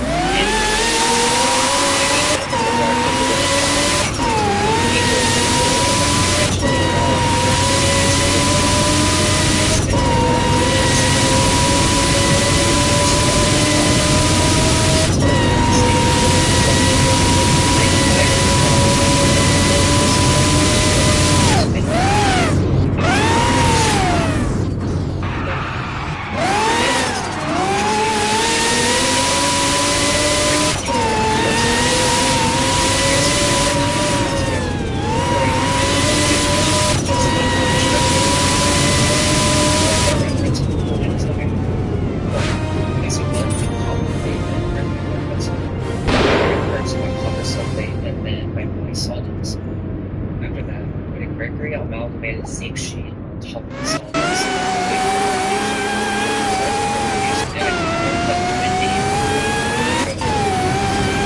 solidify this current into udana or udana a chain in which 100 jars is said to give a very effective voice. We also have mention of the Vimanas, or ancient flying aircrafts of the past. Nordic, Gognir, Old Norse, Gognir swaying, pronounced Gognir, is the name of the mighty spirit that belongs to the old god Odin. Maybe by swaying they mean it was emitting vibrational waves that sway or rhythmically move back and forth. In the recorded Norse myths, Gognir is the weapon most consistently and powerfully associated with Odin. Odin and Zeus are similar but not the same. Odin is the father of thunder, or Thor. He is the god of wisdom, poetry, death, divination, and magic, the king of Asgard, or Aether. Oriental. Aztec, Zacuatl, a lightning-like weapon born of Huitzilopochtli. Kukulkan, a chakram of great power wielded in Taoist mythology by Nezha, a mythological figure often depicted as a young handsome boy wearing clothes similar to a lotus. He has 2 wheels with flames attached to his feet and golden ankle rings. The fasces was not an axe but an advanced technology of the gods. Wikipedia even says that the fasces was first developed by the Etruscans. Well, they're literally just the early Irish. In this depiction, we can see a Phoenician Statue of Liberty with a floating device in her hand. This is another electromagnetic item used by the controllers. In Vedic literature, it's called a Vajra, a weapon of Indra, or the god of thunder and symbol for electricity. You can also see the caduceus, which is a symbol for the god of man. Those with this symbol are the god race that have been electrified by the Kundalini energy, the physical and metaphysical being, the aether being. It's obvious that electromagnetic aether devices and electronic weapons are mentioned in a variety of different lore, and many who are new to this subject are willing to accept that this was possible in Atlantis. But why isn't it possible that a recent civilization had this technology?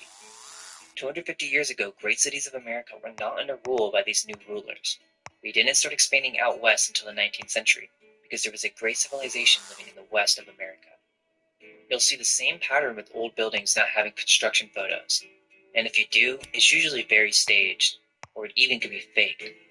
Did you know that one of the earliest photoshopped images is from the 1850s? Yes, meaning literally this is a composite of over 30 photographs. I wonder why we don't ever hear about this. Think about how much that can be faked with this. They had the ability to composite multiple different footages together in the 1900s. Let's look at some right footage. People still literally think this is real. Okay, so let's take a look at this, the official flight. So what they're going to do is they're going to pull out the plane from the hangar.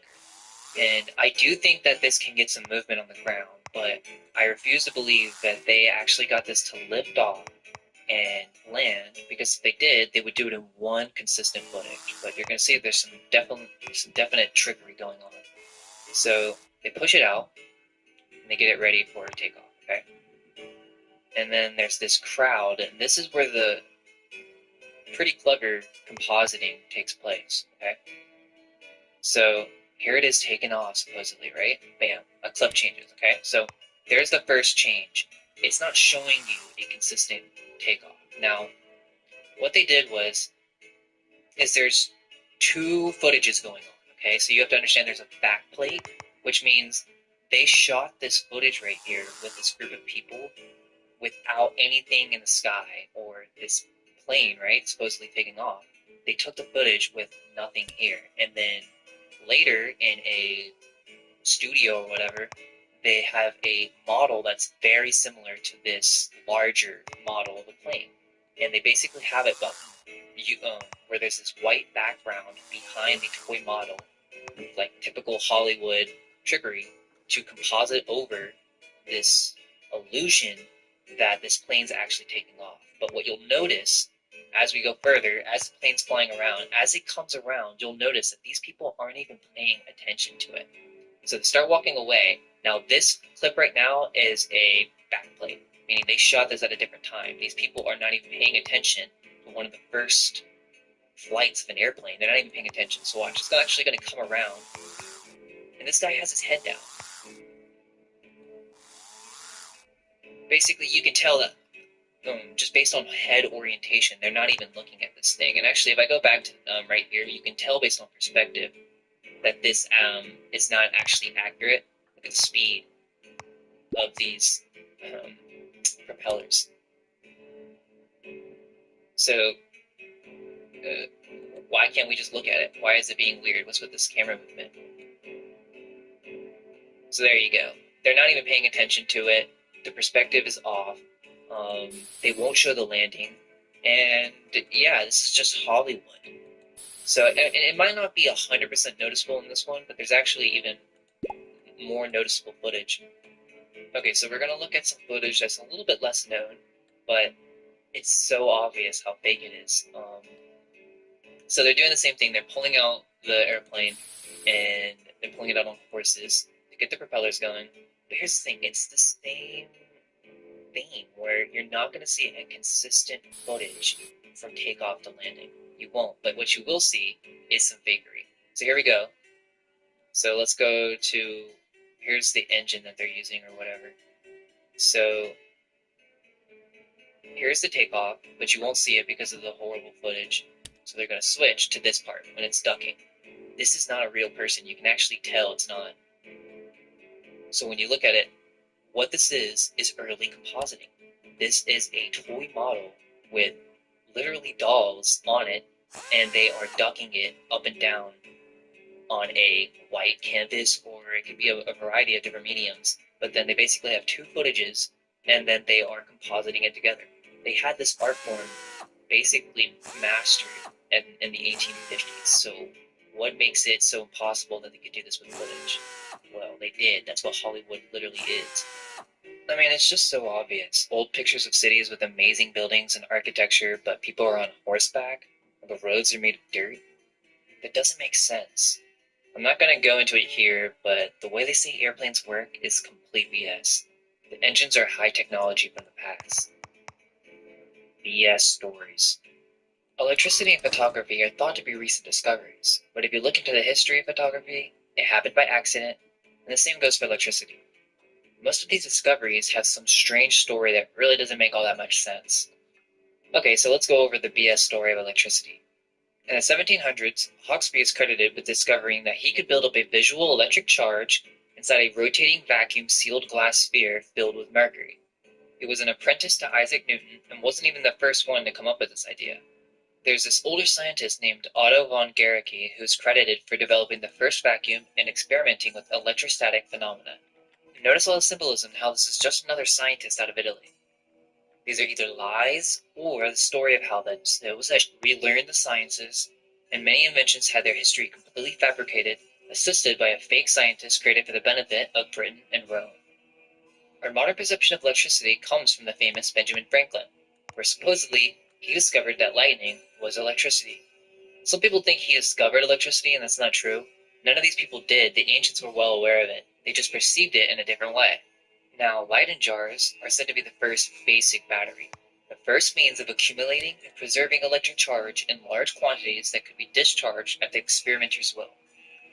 We went over how the ancients were well aware of electricity and charges. Many know about the Baghdad battery and the Egyptian light bulb, but the name electricity itself comes from the Greeks, who were well aware of action at a distance, or static electricity. If you guys watched that new video on the Conspiracy RS channel, he showed some diagrams of old buildings from the Lightning Rod Conference in 1882. It goes to show that they definitely have thought about this. A device on top of the houses that would collect free energy from the atmosphere. Then, the energy is stored in a large Leyden jar. This means that they had multiple devices in the common home that could function off of electricity. The mainstream will admit that the ancients had knowledge of static electricity all the way back to the earliest civilization, but it remained merely an interesting and mystifying phenomenon without a theory to explain its behavior, and often confused with magnetism. They did have a theory, it's just called aether. That just doesn't work with their model because it's a non-physical substance, and the only thing that can exist in this universe is observable, established data. That couldn't be further from the truth. So the ancients knew about static electricity for thousands of years, had many different legends and lore talking about the great magical weapons of electricity, and they just never thought of a good theory, huh? They just didn't think of a practical use. Well, I guess that's it. No, the Greeks and Romans knew about steam generators, and they knew about the practical uses of electricity. So they just have a toy steam engine on their desk while they're building some of the most complex structures of the ancient world? I mean, it's pretty ridiculous. But what's even more ridiculous is the idea that you go from settling in horses and wagon in America, and then within 20 years you're building massive dome churches. It doesn't make any sense. You guys should check out that new video on John Levi's channel called Awakening 2020. He covers how many of the buildings of the Philadelphia Electric Company are being pushed as if they created them in the 1920s. These magnificent structures were then repurposed as power stations, possibly attempting to use the technology already inside of these structures. Did you know that the Invention Secrecy Act of 1951 is a body of United States federal law designed to prevent disclosure of new inventions and technologies that, in the opinion of selected federal agencies, present a possible threat to national security of the United States? There are old pictures of strange power lines without cables, old photos of buildings with antennae on top of the roof. The andirons in front of many old fireplaces may have been some type of etheric heating device for warming the interiors of large rooms, or it may be much more advanced than ever imagined. Some of these fireplaces could be etheric demoleculators that could transfer matter into the etheric realm and back like a gateway. If the largest library in the ancient world could be burned to the ground, then that explains the amount of manipulation that's really occurred. Everything has been placed into the property of the parasites, and anything that hints towards ancient history or ancient advanced technology has been systematically removed and replaced with forgeries. That's all we're fed from the start of the Greeks are Jewish forgeries from the start of Origen against Celsus, where Origen claims that the ancestry of the Jews are of the utmost antiquity, where Celsus, like other ancient Greek philosophers, all wrote about ancient ancestors of the Hyperboreans and how advanced these people were. In more recent times, the civilizations that built the great cities of America were an advanced race of people who were larger in stature and had mastered the art of electricity. On the video of ancient bald white giants, there are native legends that specifically refer to this. They built the railroads and developed into a steampunk-like realm filled with amazing gadgets and flying machines. These people were areas, so breathing ether resistance, some type of EMF outburst destroyed the civilization, whether it was the technology they were using that ended up building up and causing a magnetic flip, or if it was natural. Gravity was then reversed, taking all the people and the machines out of the water and resetting them, leaving no trace of people, and when the water drops, it causes blood flow. It could have been my intention using one of the devices of the goblins, like the fascists. You don't think the ancients thought of weather manipulation? Maybe in the steampunk world, it was very cloudy and smoggy, electrosmog, and they would create artificial clouds of sulfur that would then build up a static electric charge. In the Conspiracy RS video, there is this old depiction of fireworks, and there's something very strange about it. There are all sorts of electric disturbances in the atmosphere. What if this was by design? Because it was how the technology functioned. The lightning rods on top of the houses or these different power stations would absorb these electrical charges in the atmosphere. I think originally everything was made for basic technology. In recent ages, especially during the cities to populations, they needed to rediscover how these technologies work. So the filthy ages of New York and London are a time where they were repopulating these abandoned cities, and people were eating animals and producing massive amounts of waste. And this led to all sorts of problems, because the cities weren't really designed for all this waste. So they burned the poop and added other chemicals to create these fake clouds that I'm talking about, these static electric clouds. The reason why this has been covered up is because this technology worked on free energy, and all the people had access to devices with infinite free power. Remember, the Phoenicians were a giant corporation. They needed to make a buck of electricity, which should be free. So after they tried to use the Tartarian technology to create a new society. There was again more cataclysms of mudflood, and so they decided to not use the atmospheric devices. So they reset history and bring in thousands of orphans. And that's exactly what happened with Nikola Tesla. And we hear the story of how our modern population rediscovered how to implement electricity on a city scale. The scientists Galvani, Volta, Davy, Faraday, Maxwell, are other orphanage scientists that went to these mainstream colleges in the Empire of Britain or Rome, and these people were again trying to rediscover these lost secrets after all these cataclysms. It's either orphans promoted by the state or church, fraudulent or made-up people with few images, or these writings are of another civilization, literally, and they just translated it and assigned a name and a fake person. You know, and there's something very weird about the transatlantic cable story. Also note that it looks very similar to the fascies. Maybe this is some old tech and the engravings are just something done more recently. Mainstream science claims that the voltaic pile was the first electrical battery that could continuously provide an electric current to a circuit. It is the first battery that could provide a direct current for this new church civilization. The University of Idaho is full of fraud, and many of the scientists in this electricity history were at this college, especially during the supposed 18th century. It all starts with Aristotle. Watch the turn in part 3. I talk about how Aristotle and Venice and how this whole philosophy took over. So these scientists out of these universities are Freemasons, basically, or they have an agenda. Mostly that these technologies were found and stolen, and individuals were tasked with engineering this technology, such as Volta, or just completely made up in the beginning. The only science that we see is that published by the Catholic Church of Venice.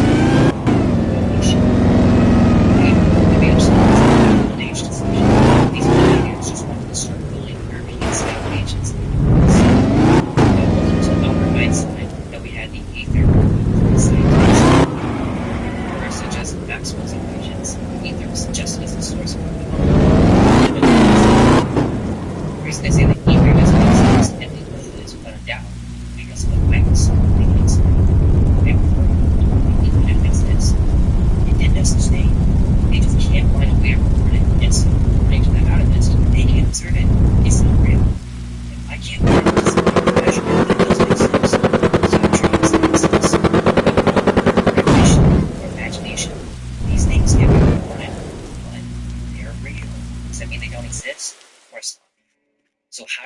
experiment prove anything? It didn't. It literally didn't. What we have today is modern science thinks gravity is somehow a function of particles in quantum mechanics. Modern physics says gravitons cause gravity, and that light is a particle or has some type of emission. It doesn't. Light is just a disturbance of the ether, just like matter is, but to a much higher degree. Atoms are just empty space, so how does matter have solidity? Quantum physics can't figure out why electrons switch between a particle or a wave based on the observer. Most of these concepts aren't even understood by the people who came up with them. The whole intention from the beginning is just to promote this Aristotle agenda. Even Nikola Tesla said that Albert Einstein was an idiot. And yeah, to this day, modern physics still lacks an explanation for action at a distance, light, and magnetism. They don't explain the phenomena, they just give it a term in an equation, but that doesn't really explain anything though. Conclusion. We've covered several different topics on the channel covering these concepts, and it begins to become clear that there is an agenda to control information and suppress truth. What if Atlantis was at a much more recent age than ever imagined? After the fall of Atlantis, survivors landed in Ireland and northern Spain, preserving the foundation of the Golden Age civilization. These ancient ways where they carried across the world and educate those who suffered from the cataclysm. This resulted in the new Roman Church, the Church of Ireland, establishing major cities of the first Mary, then new small civilization takeover, possession came over Rome. The rest of the world domination begins. At this time, many cataclysms were taking place, assisting in the process of information takeover. Before these cataclysms, there were many advanced civilizations all around the world, from the Far East all the way to America. These civilizations possessed advanced ether-based technologies, were of a larger stature, possessing different digestive systems that could purely live off of ether and nature. Slowly but surely, these populations system starting to grow, and slowly moving to Paris and London. These became this technology that would extract charge from big clouds breaking through Earth bases. This led to state-of-the-art technologies for these systems. These technologies created dirty electricity, which resulted in a buildup in the environment, creating another magnetic reset. Warmed by floods and other reset, those cities, the population of the world's major cities. The rulers of the Star Movement re-engineered this technology. Some technology which is found in lost mysteries, such as the Earth and the Water. I hope you guys enjoyed this video. There's so much more to cover, and a lot of those topics, so stay tuned. See you guys next time.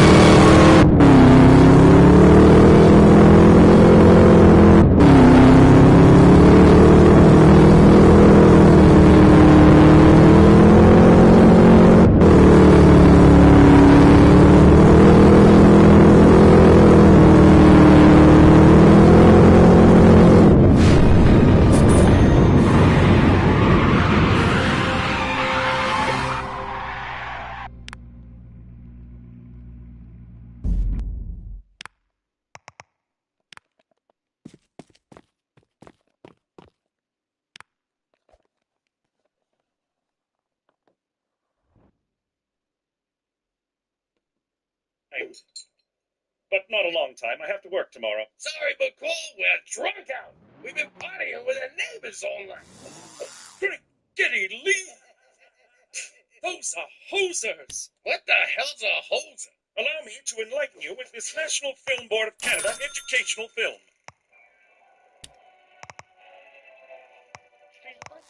Hoser evolved under harshest of winter conditions, but Homo hosericus has proven himself a survivor. This unique creature got his name from having to flood, or hose, the ice after losing each hockey game. The hoser's inability to attract breeding partners has resulted in a steep decline in its population. Their struggle for survival is compounded by encroaching subcultures of emos, metrosexuals, and white people who like hip-hop. Today, sightings of this plaid-shirted nincompoop of the North are increasingly rare. For more information on the hoser, contact the Heritage Protection Council of Canada or visit your local beer store. Gentlemen, we are in the presence of a wonder of nature. Oh, yeah, that was excellent. This is so cool. It's great vehicles. We can't do this. It's a bunch of crazy more than a soup thing.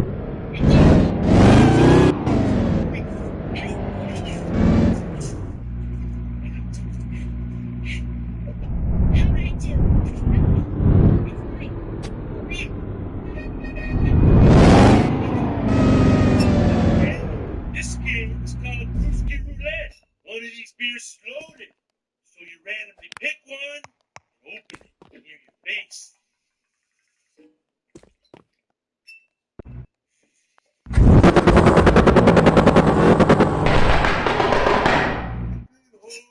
Hoser.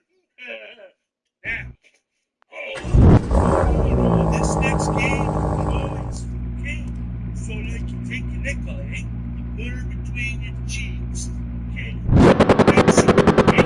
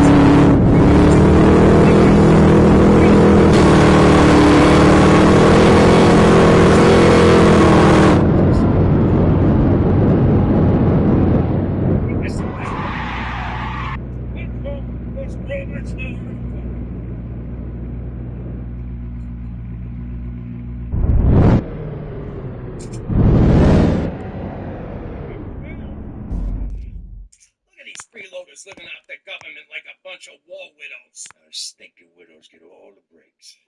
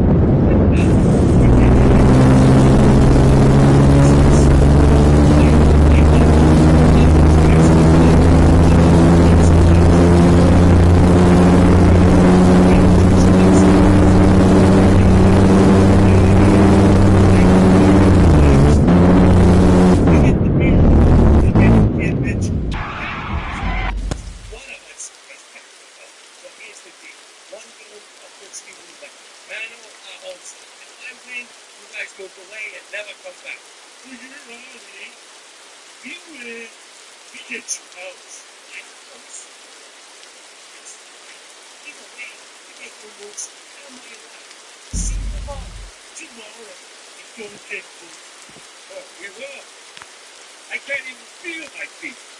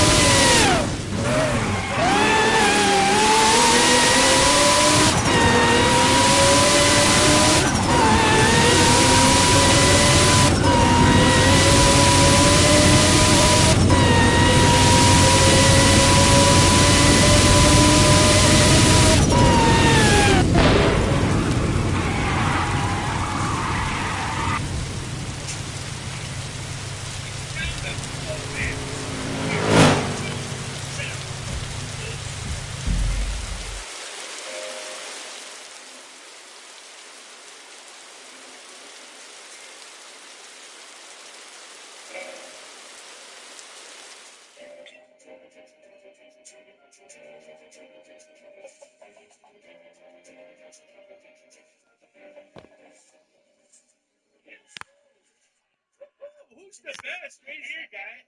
Pack her up, eh? You've been hosed. Not so fast. I wanted to study the effects of imported beer on hoser physiology. Everyone knows a genuine hoser's body will reject any beer that isn't brewed in Canada.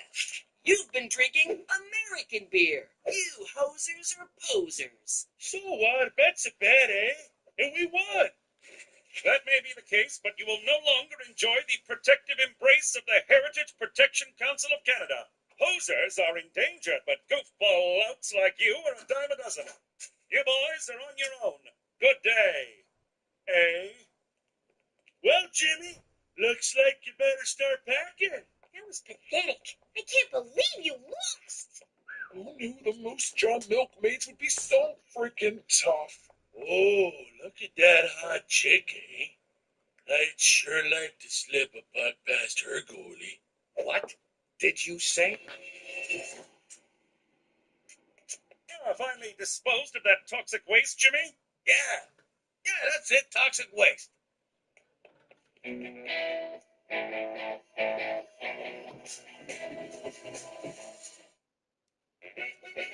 In light of Gina's ongoing discipline problems at school, I think it would be beneficial for her to work off some aggression by playing a sport.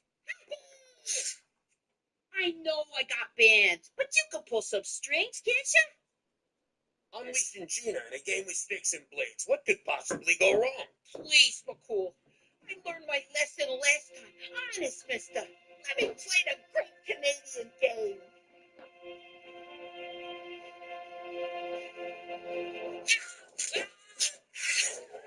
Oh, Jerry's ugly jacket. That was a mistake. Perhaps we should try soccer. Nah, Ma's ass is fat enough without turning her into a soccer mom. What about basketball? It was invented by a Canadian, albeit one residing in the States. Oh, wow. That is not at all interesting. Also, I'm too short. Field hockey? Oh, wait. The stick is basically a large wooden hook. So that's out. Rugby? Nah, scrums look too much like hugging. Maybe badminton? You want to take to the shuttlecock? Badminton's just going to increase my aggression. I need a contact sport. Boxing? With big padded gloves on my hands like a whip? No. Give me MMA. Mixed martial arts? Is there even a league for children your age?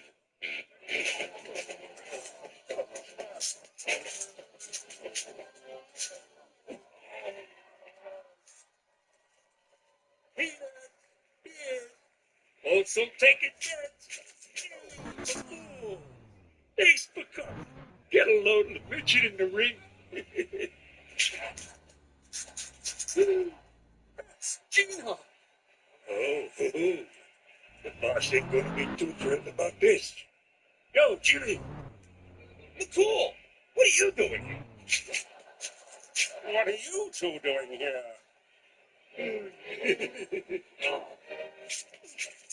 Catchy name. Are you two running illegal underground MMA fights?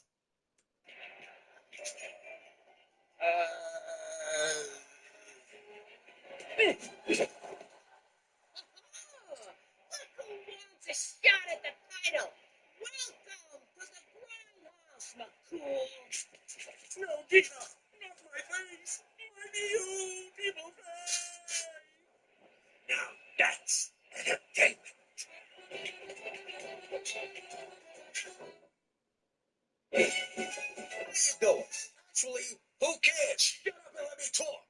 To me, crime is like any other business, except with more killing and less resumes. Yet both use an equal amount of paper clips. It don't matter if you're a banker or a good fella. You still gotta climb the corporate ladder. Jimmy, give me a ride to the track. I'm feeling lucky. And can I borrow your pants? Unless you're Cheech. He always had a different career philosophy. I'm telling you, Jimmy, the key to success is aiming for the middle. You mean like a gut shot? I mean your career. If you're on the bottom, you're always going to get stepped on. Ain't that right, Mario? That you have to wear cleats. I can't find my regular face stepping shoes. Anyhow, if you aim for the top, you got a long way to fall. Like that time I tried doing it on a Ferris wheel. That was a fall from grace. Remember Grace, Jimmy? With the cans? Later, I saw what Cheech meant. How'd it go? See? Gambini'd still be alive if he just aimed a little lower in life. Or if Jimmy aimed for the wall instead of the window. You do understand, Mr. Middleman, that you're the reason I had to kill him. Understanding is for overachievers. Why, you aimed off to the middle of nowhere, you stupid If you think I'd kill Gambini all over again to save Cheech's half-assed ass, forget about it. Let me tell you something about a friend of ours named Jimmy. I made the wise guy and the capo with the Gambini. When he found out that they'd be working out to Cheech, he take the boss, he threw him from the nine.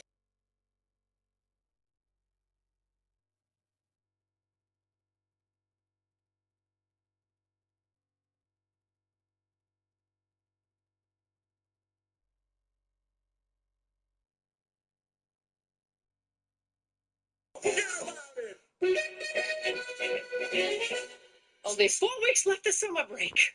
You can do this, Cookie. You can totally do this. Yo, Ma, we're out of pork rinds. So what? Get up off your butts and go buy some more. But we want to find out if this broad says yes to the dress. Y'all got anything more see-through? What a day. I'm running out of ways to look busy at work. Nice example, Jimmy. No wonder the kids laze around all day. Take it easy. Lazing around is what summer break is for. Now, how about some pork rinds for Dad? We ate them all. You kids bum around all day on my sofa, watching my TV, my pork rinds, and you can't even bother to tell your mother to go and buy more. That's it. You're all getting summer jobs. Hey, where'd they go? You, get your resume together. I can't get a job.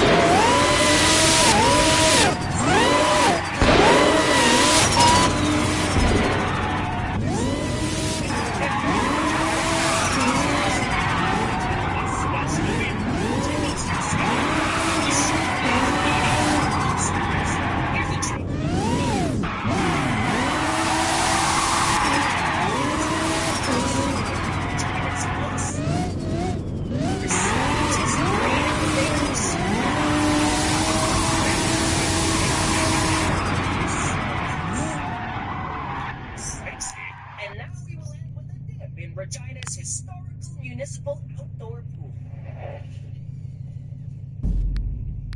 That's the whole tour? 2 grain elevators and a swimming pool? Look, everyone, there's a jellyfish in the pool. No, that's a tampon. So, how was the job hunt? Oh, it was brutal. Yeah, we had to fill out applications in, like, triplication. Do I smell fake butter topping? Those big tickets. You the jobs. You see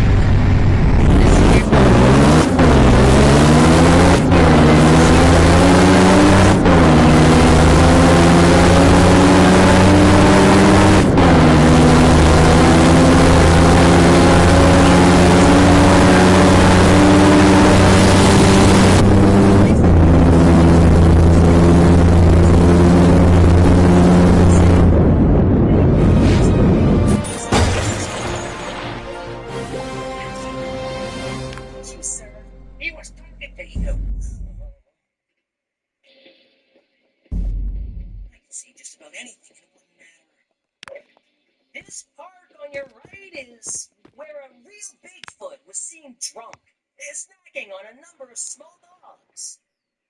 And this wheat field is known as Area 55 because a UFO crashed here back in the 50s. The aliens were buried, and the next year, the crop was. Next, we're heading to Regina's most deadly deciduous, otherwise known as the Murder Tree. Can we have a picnic there? Sure, but it might make a picnic of you. Sorry, folks, this tour is full, but there will be another one tomorrow. Wow, Petey's really turned the tour around. People actually care what my know-it-all kid has to say. We can finally crack open the I Heart Regina shirts and wear them without people laughing at us. It's like being attacked by 1,000 velvet brushes. Mademoiselle Konya, at your service. Oh, thank God. It started yesterday, just after your pamphlet conveniently appeared in our mailbox. Please, help us. Silence! Spirits, announce yourselves.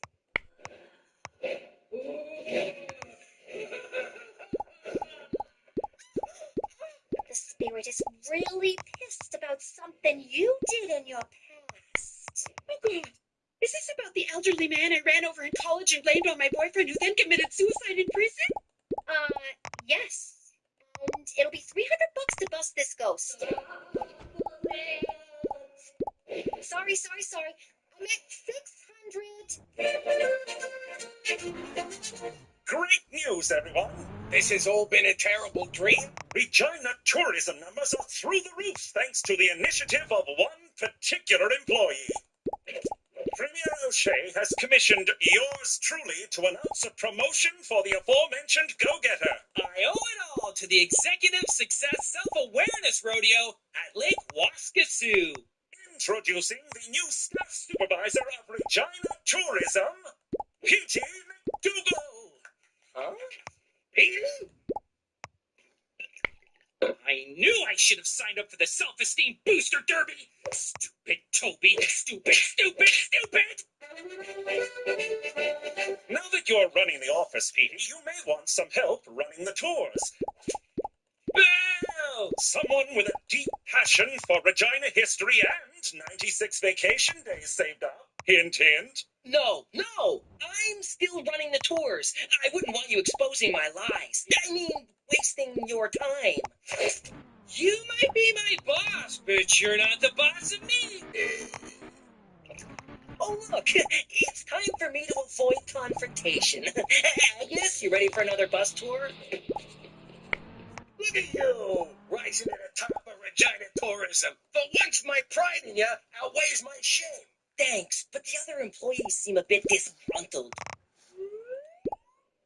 Could you smooth things over for me? Sure thing. And you know what's great about you being my boss? I don't have to call in sick no more. I can just shout from the couch. You're funny. Thanks, Pop. Who's joking? Yo, Topes, I know my family taking over the business comes as a shock. Very perceptive, Percepticon. Give the kid a chance, will ya? You were once the guy on top. It's not his fault you blew it. Well, now that I'm not the boss anymore, I guess I can finally let my hair down. Snaps? It's Peach. Petey. Whatever.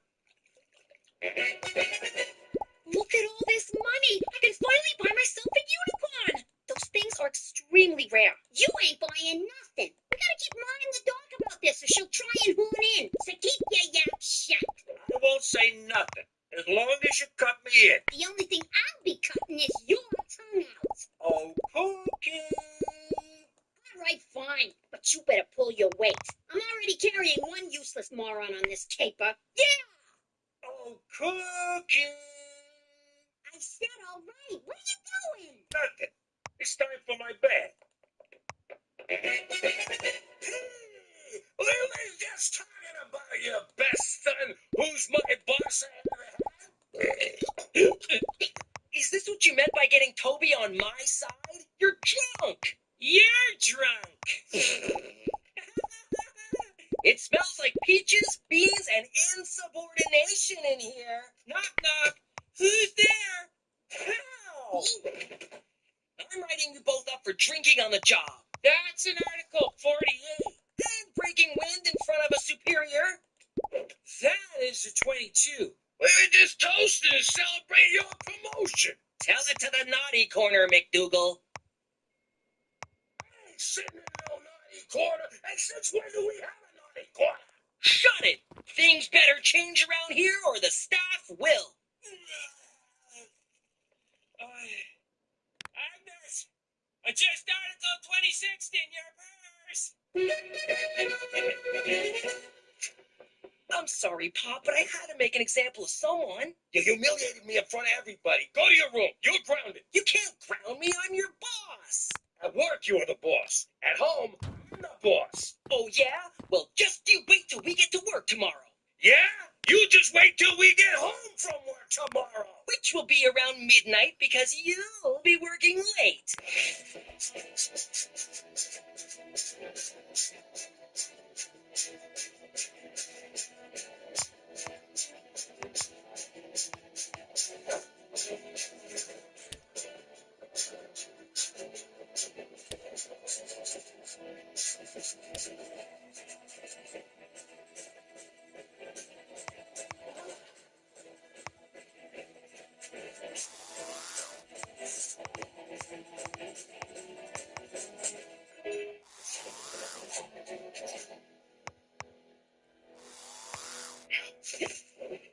See, I gave you a boost. I'm already paying for myself. You can make scarier noises than that. You sound like Pop putting on his shoes. I'm stuck. Get me out of here. Go on. Bring back our little butterball.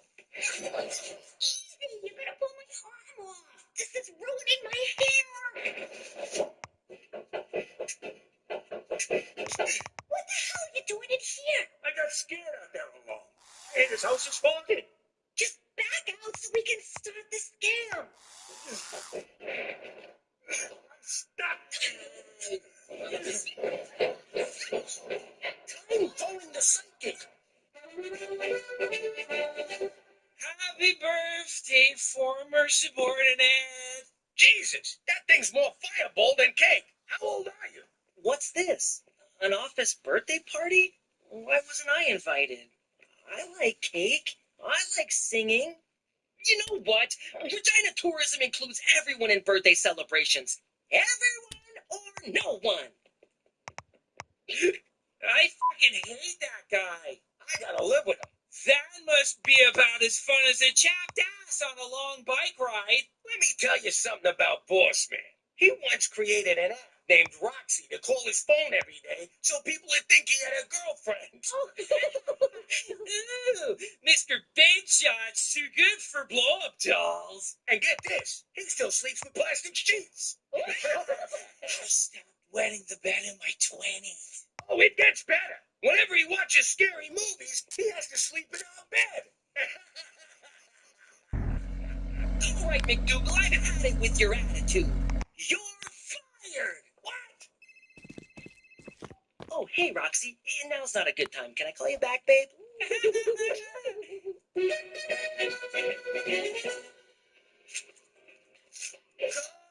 We're out of pork rinds. So go to the store and get some. But I want to see if she says yes to the dress. The dad's a cheapo, and I think he's about to have a stroke. There he goes. What a day.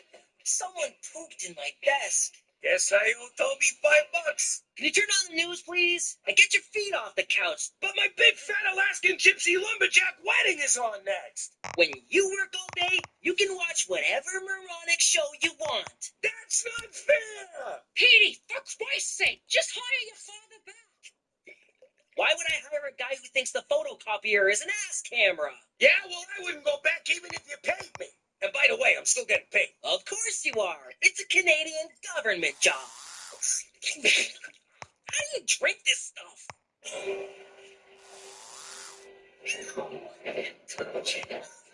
Where's Mademoiselle Tanya? I left her a message hours ago. I'm calling again.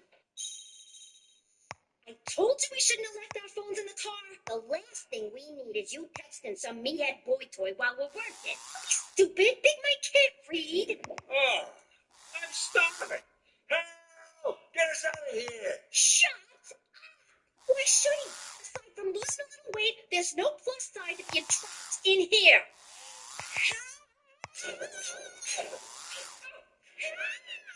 Old houses have so much character. If these walls could talk, well, they're talking now, Dan. Hey. You hear that? You had your freaking phone the whole time? I was saving the battery for selfies. Quick, the battery's dying. Who are you calling? I'm calling Ma to come and get us.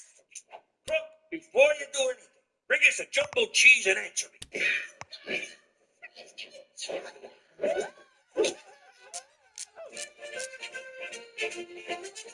Toby, Agnes, I need us to pull together as a team, okay? There is no I in team. But you can spell me with part of it and Ta with the other part. Great news, Petey. Premier O'Shea wants the tours bumped up to 12 a day. What? I suppose this means a few Regina After Dark tours. Sounds positively tantalizing. For Canada, where lusting over a moonlit green elevator is about to become a thing. Is he kidding? You guys are really gonna have to pull up your socks. Wait! Where are you going? To the liquor store to pull up her socks, you dick! Jeez, kid, you look terrible. Don't start. I'm not in the mood. Look, I'm not saying this as a disgruntled former employee that you totally screwed over. I'm saying this as your pop. You gotta quit. I can't. I just can't. Sure you can. You walk into your own office, you drop a deuce on the desk, and you strut out like a man. What's so hard about it? Because I lied. I made up fake Regina history so the tour would be more exciting. You bullcrap the whole thing? I'm impressed. If my lies are exposed, I'll be a laughing stock. I'm just gonna have to run the tour for the rest of my life. You're being a little dramatic. I'm glad to see them acting lessons paid off. That was Teresa! Goodbye Ivy League PhD scholarship, hello basement apartment, and TV dinners in my dirty underwear. That reminds me, where's Cheech? Look, I'm proud of you, son. You rose to the top on lies, and you'll do anything to protect the scam. Just like a true Falcone. But... oh, poor kid. Seriously, though, where the hell's Cheech? Where the hell's everybody? The spirits of present and poor things don't know they crossed over. Probably.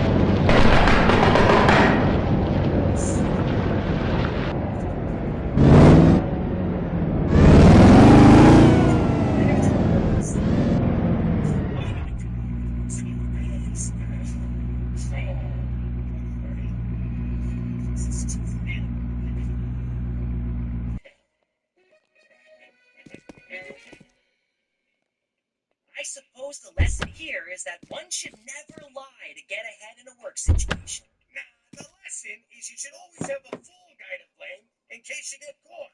No, it's that you should never cut your mother out of a good scare. Would you guys shut up? We're getting the TV. Pick a fucking dress already. They're all the same. This dress is so tight. Can you help me take it off? What the hell are we watching? Say yes. Oh, God. Yes, yes to the dress. I promised myself I wouldn't cry, but it's so beautiful. How you doing? It's me, Gina. Yeah, I'm driving. I'm not wearing a seatbelt neither. Blow me. Before Pops became the fattest stool pigeon in history, he was my hero.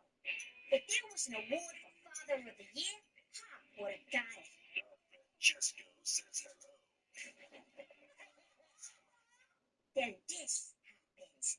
So I look at the FBI guy and say, you stinking feds can blow me. I ain't testifying against nobody.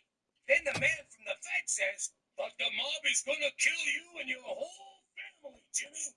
You with me so far, kid? I get it. You're turning red. Just wait, there's more. If you testify, we can give you immunity. Do you know what immunity means? What the puppets? Oh, Now Pops is the puppet and the feds are the ones pulling the strings. this is the thanks I get for saving all your lives. And if you don't think I'm better off dead than living in Canada's icy butt crack, forget about it. Let me tell you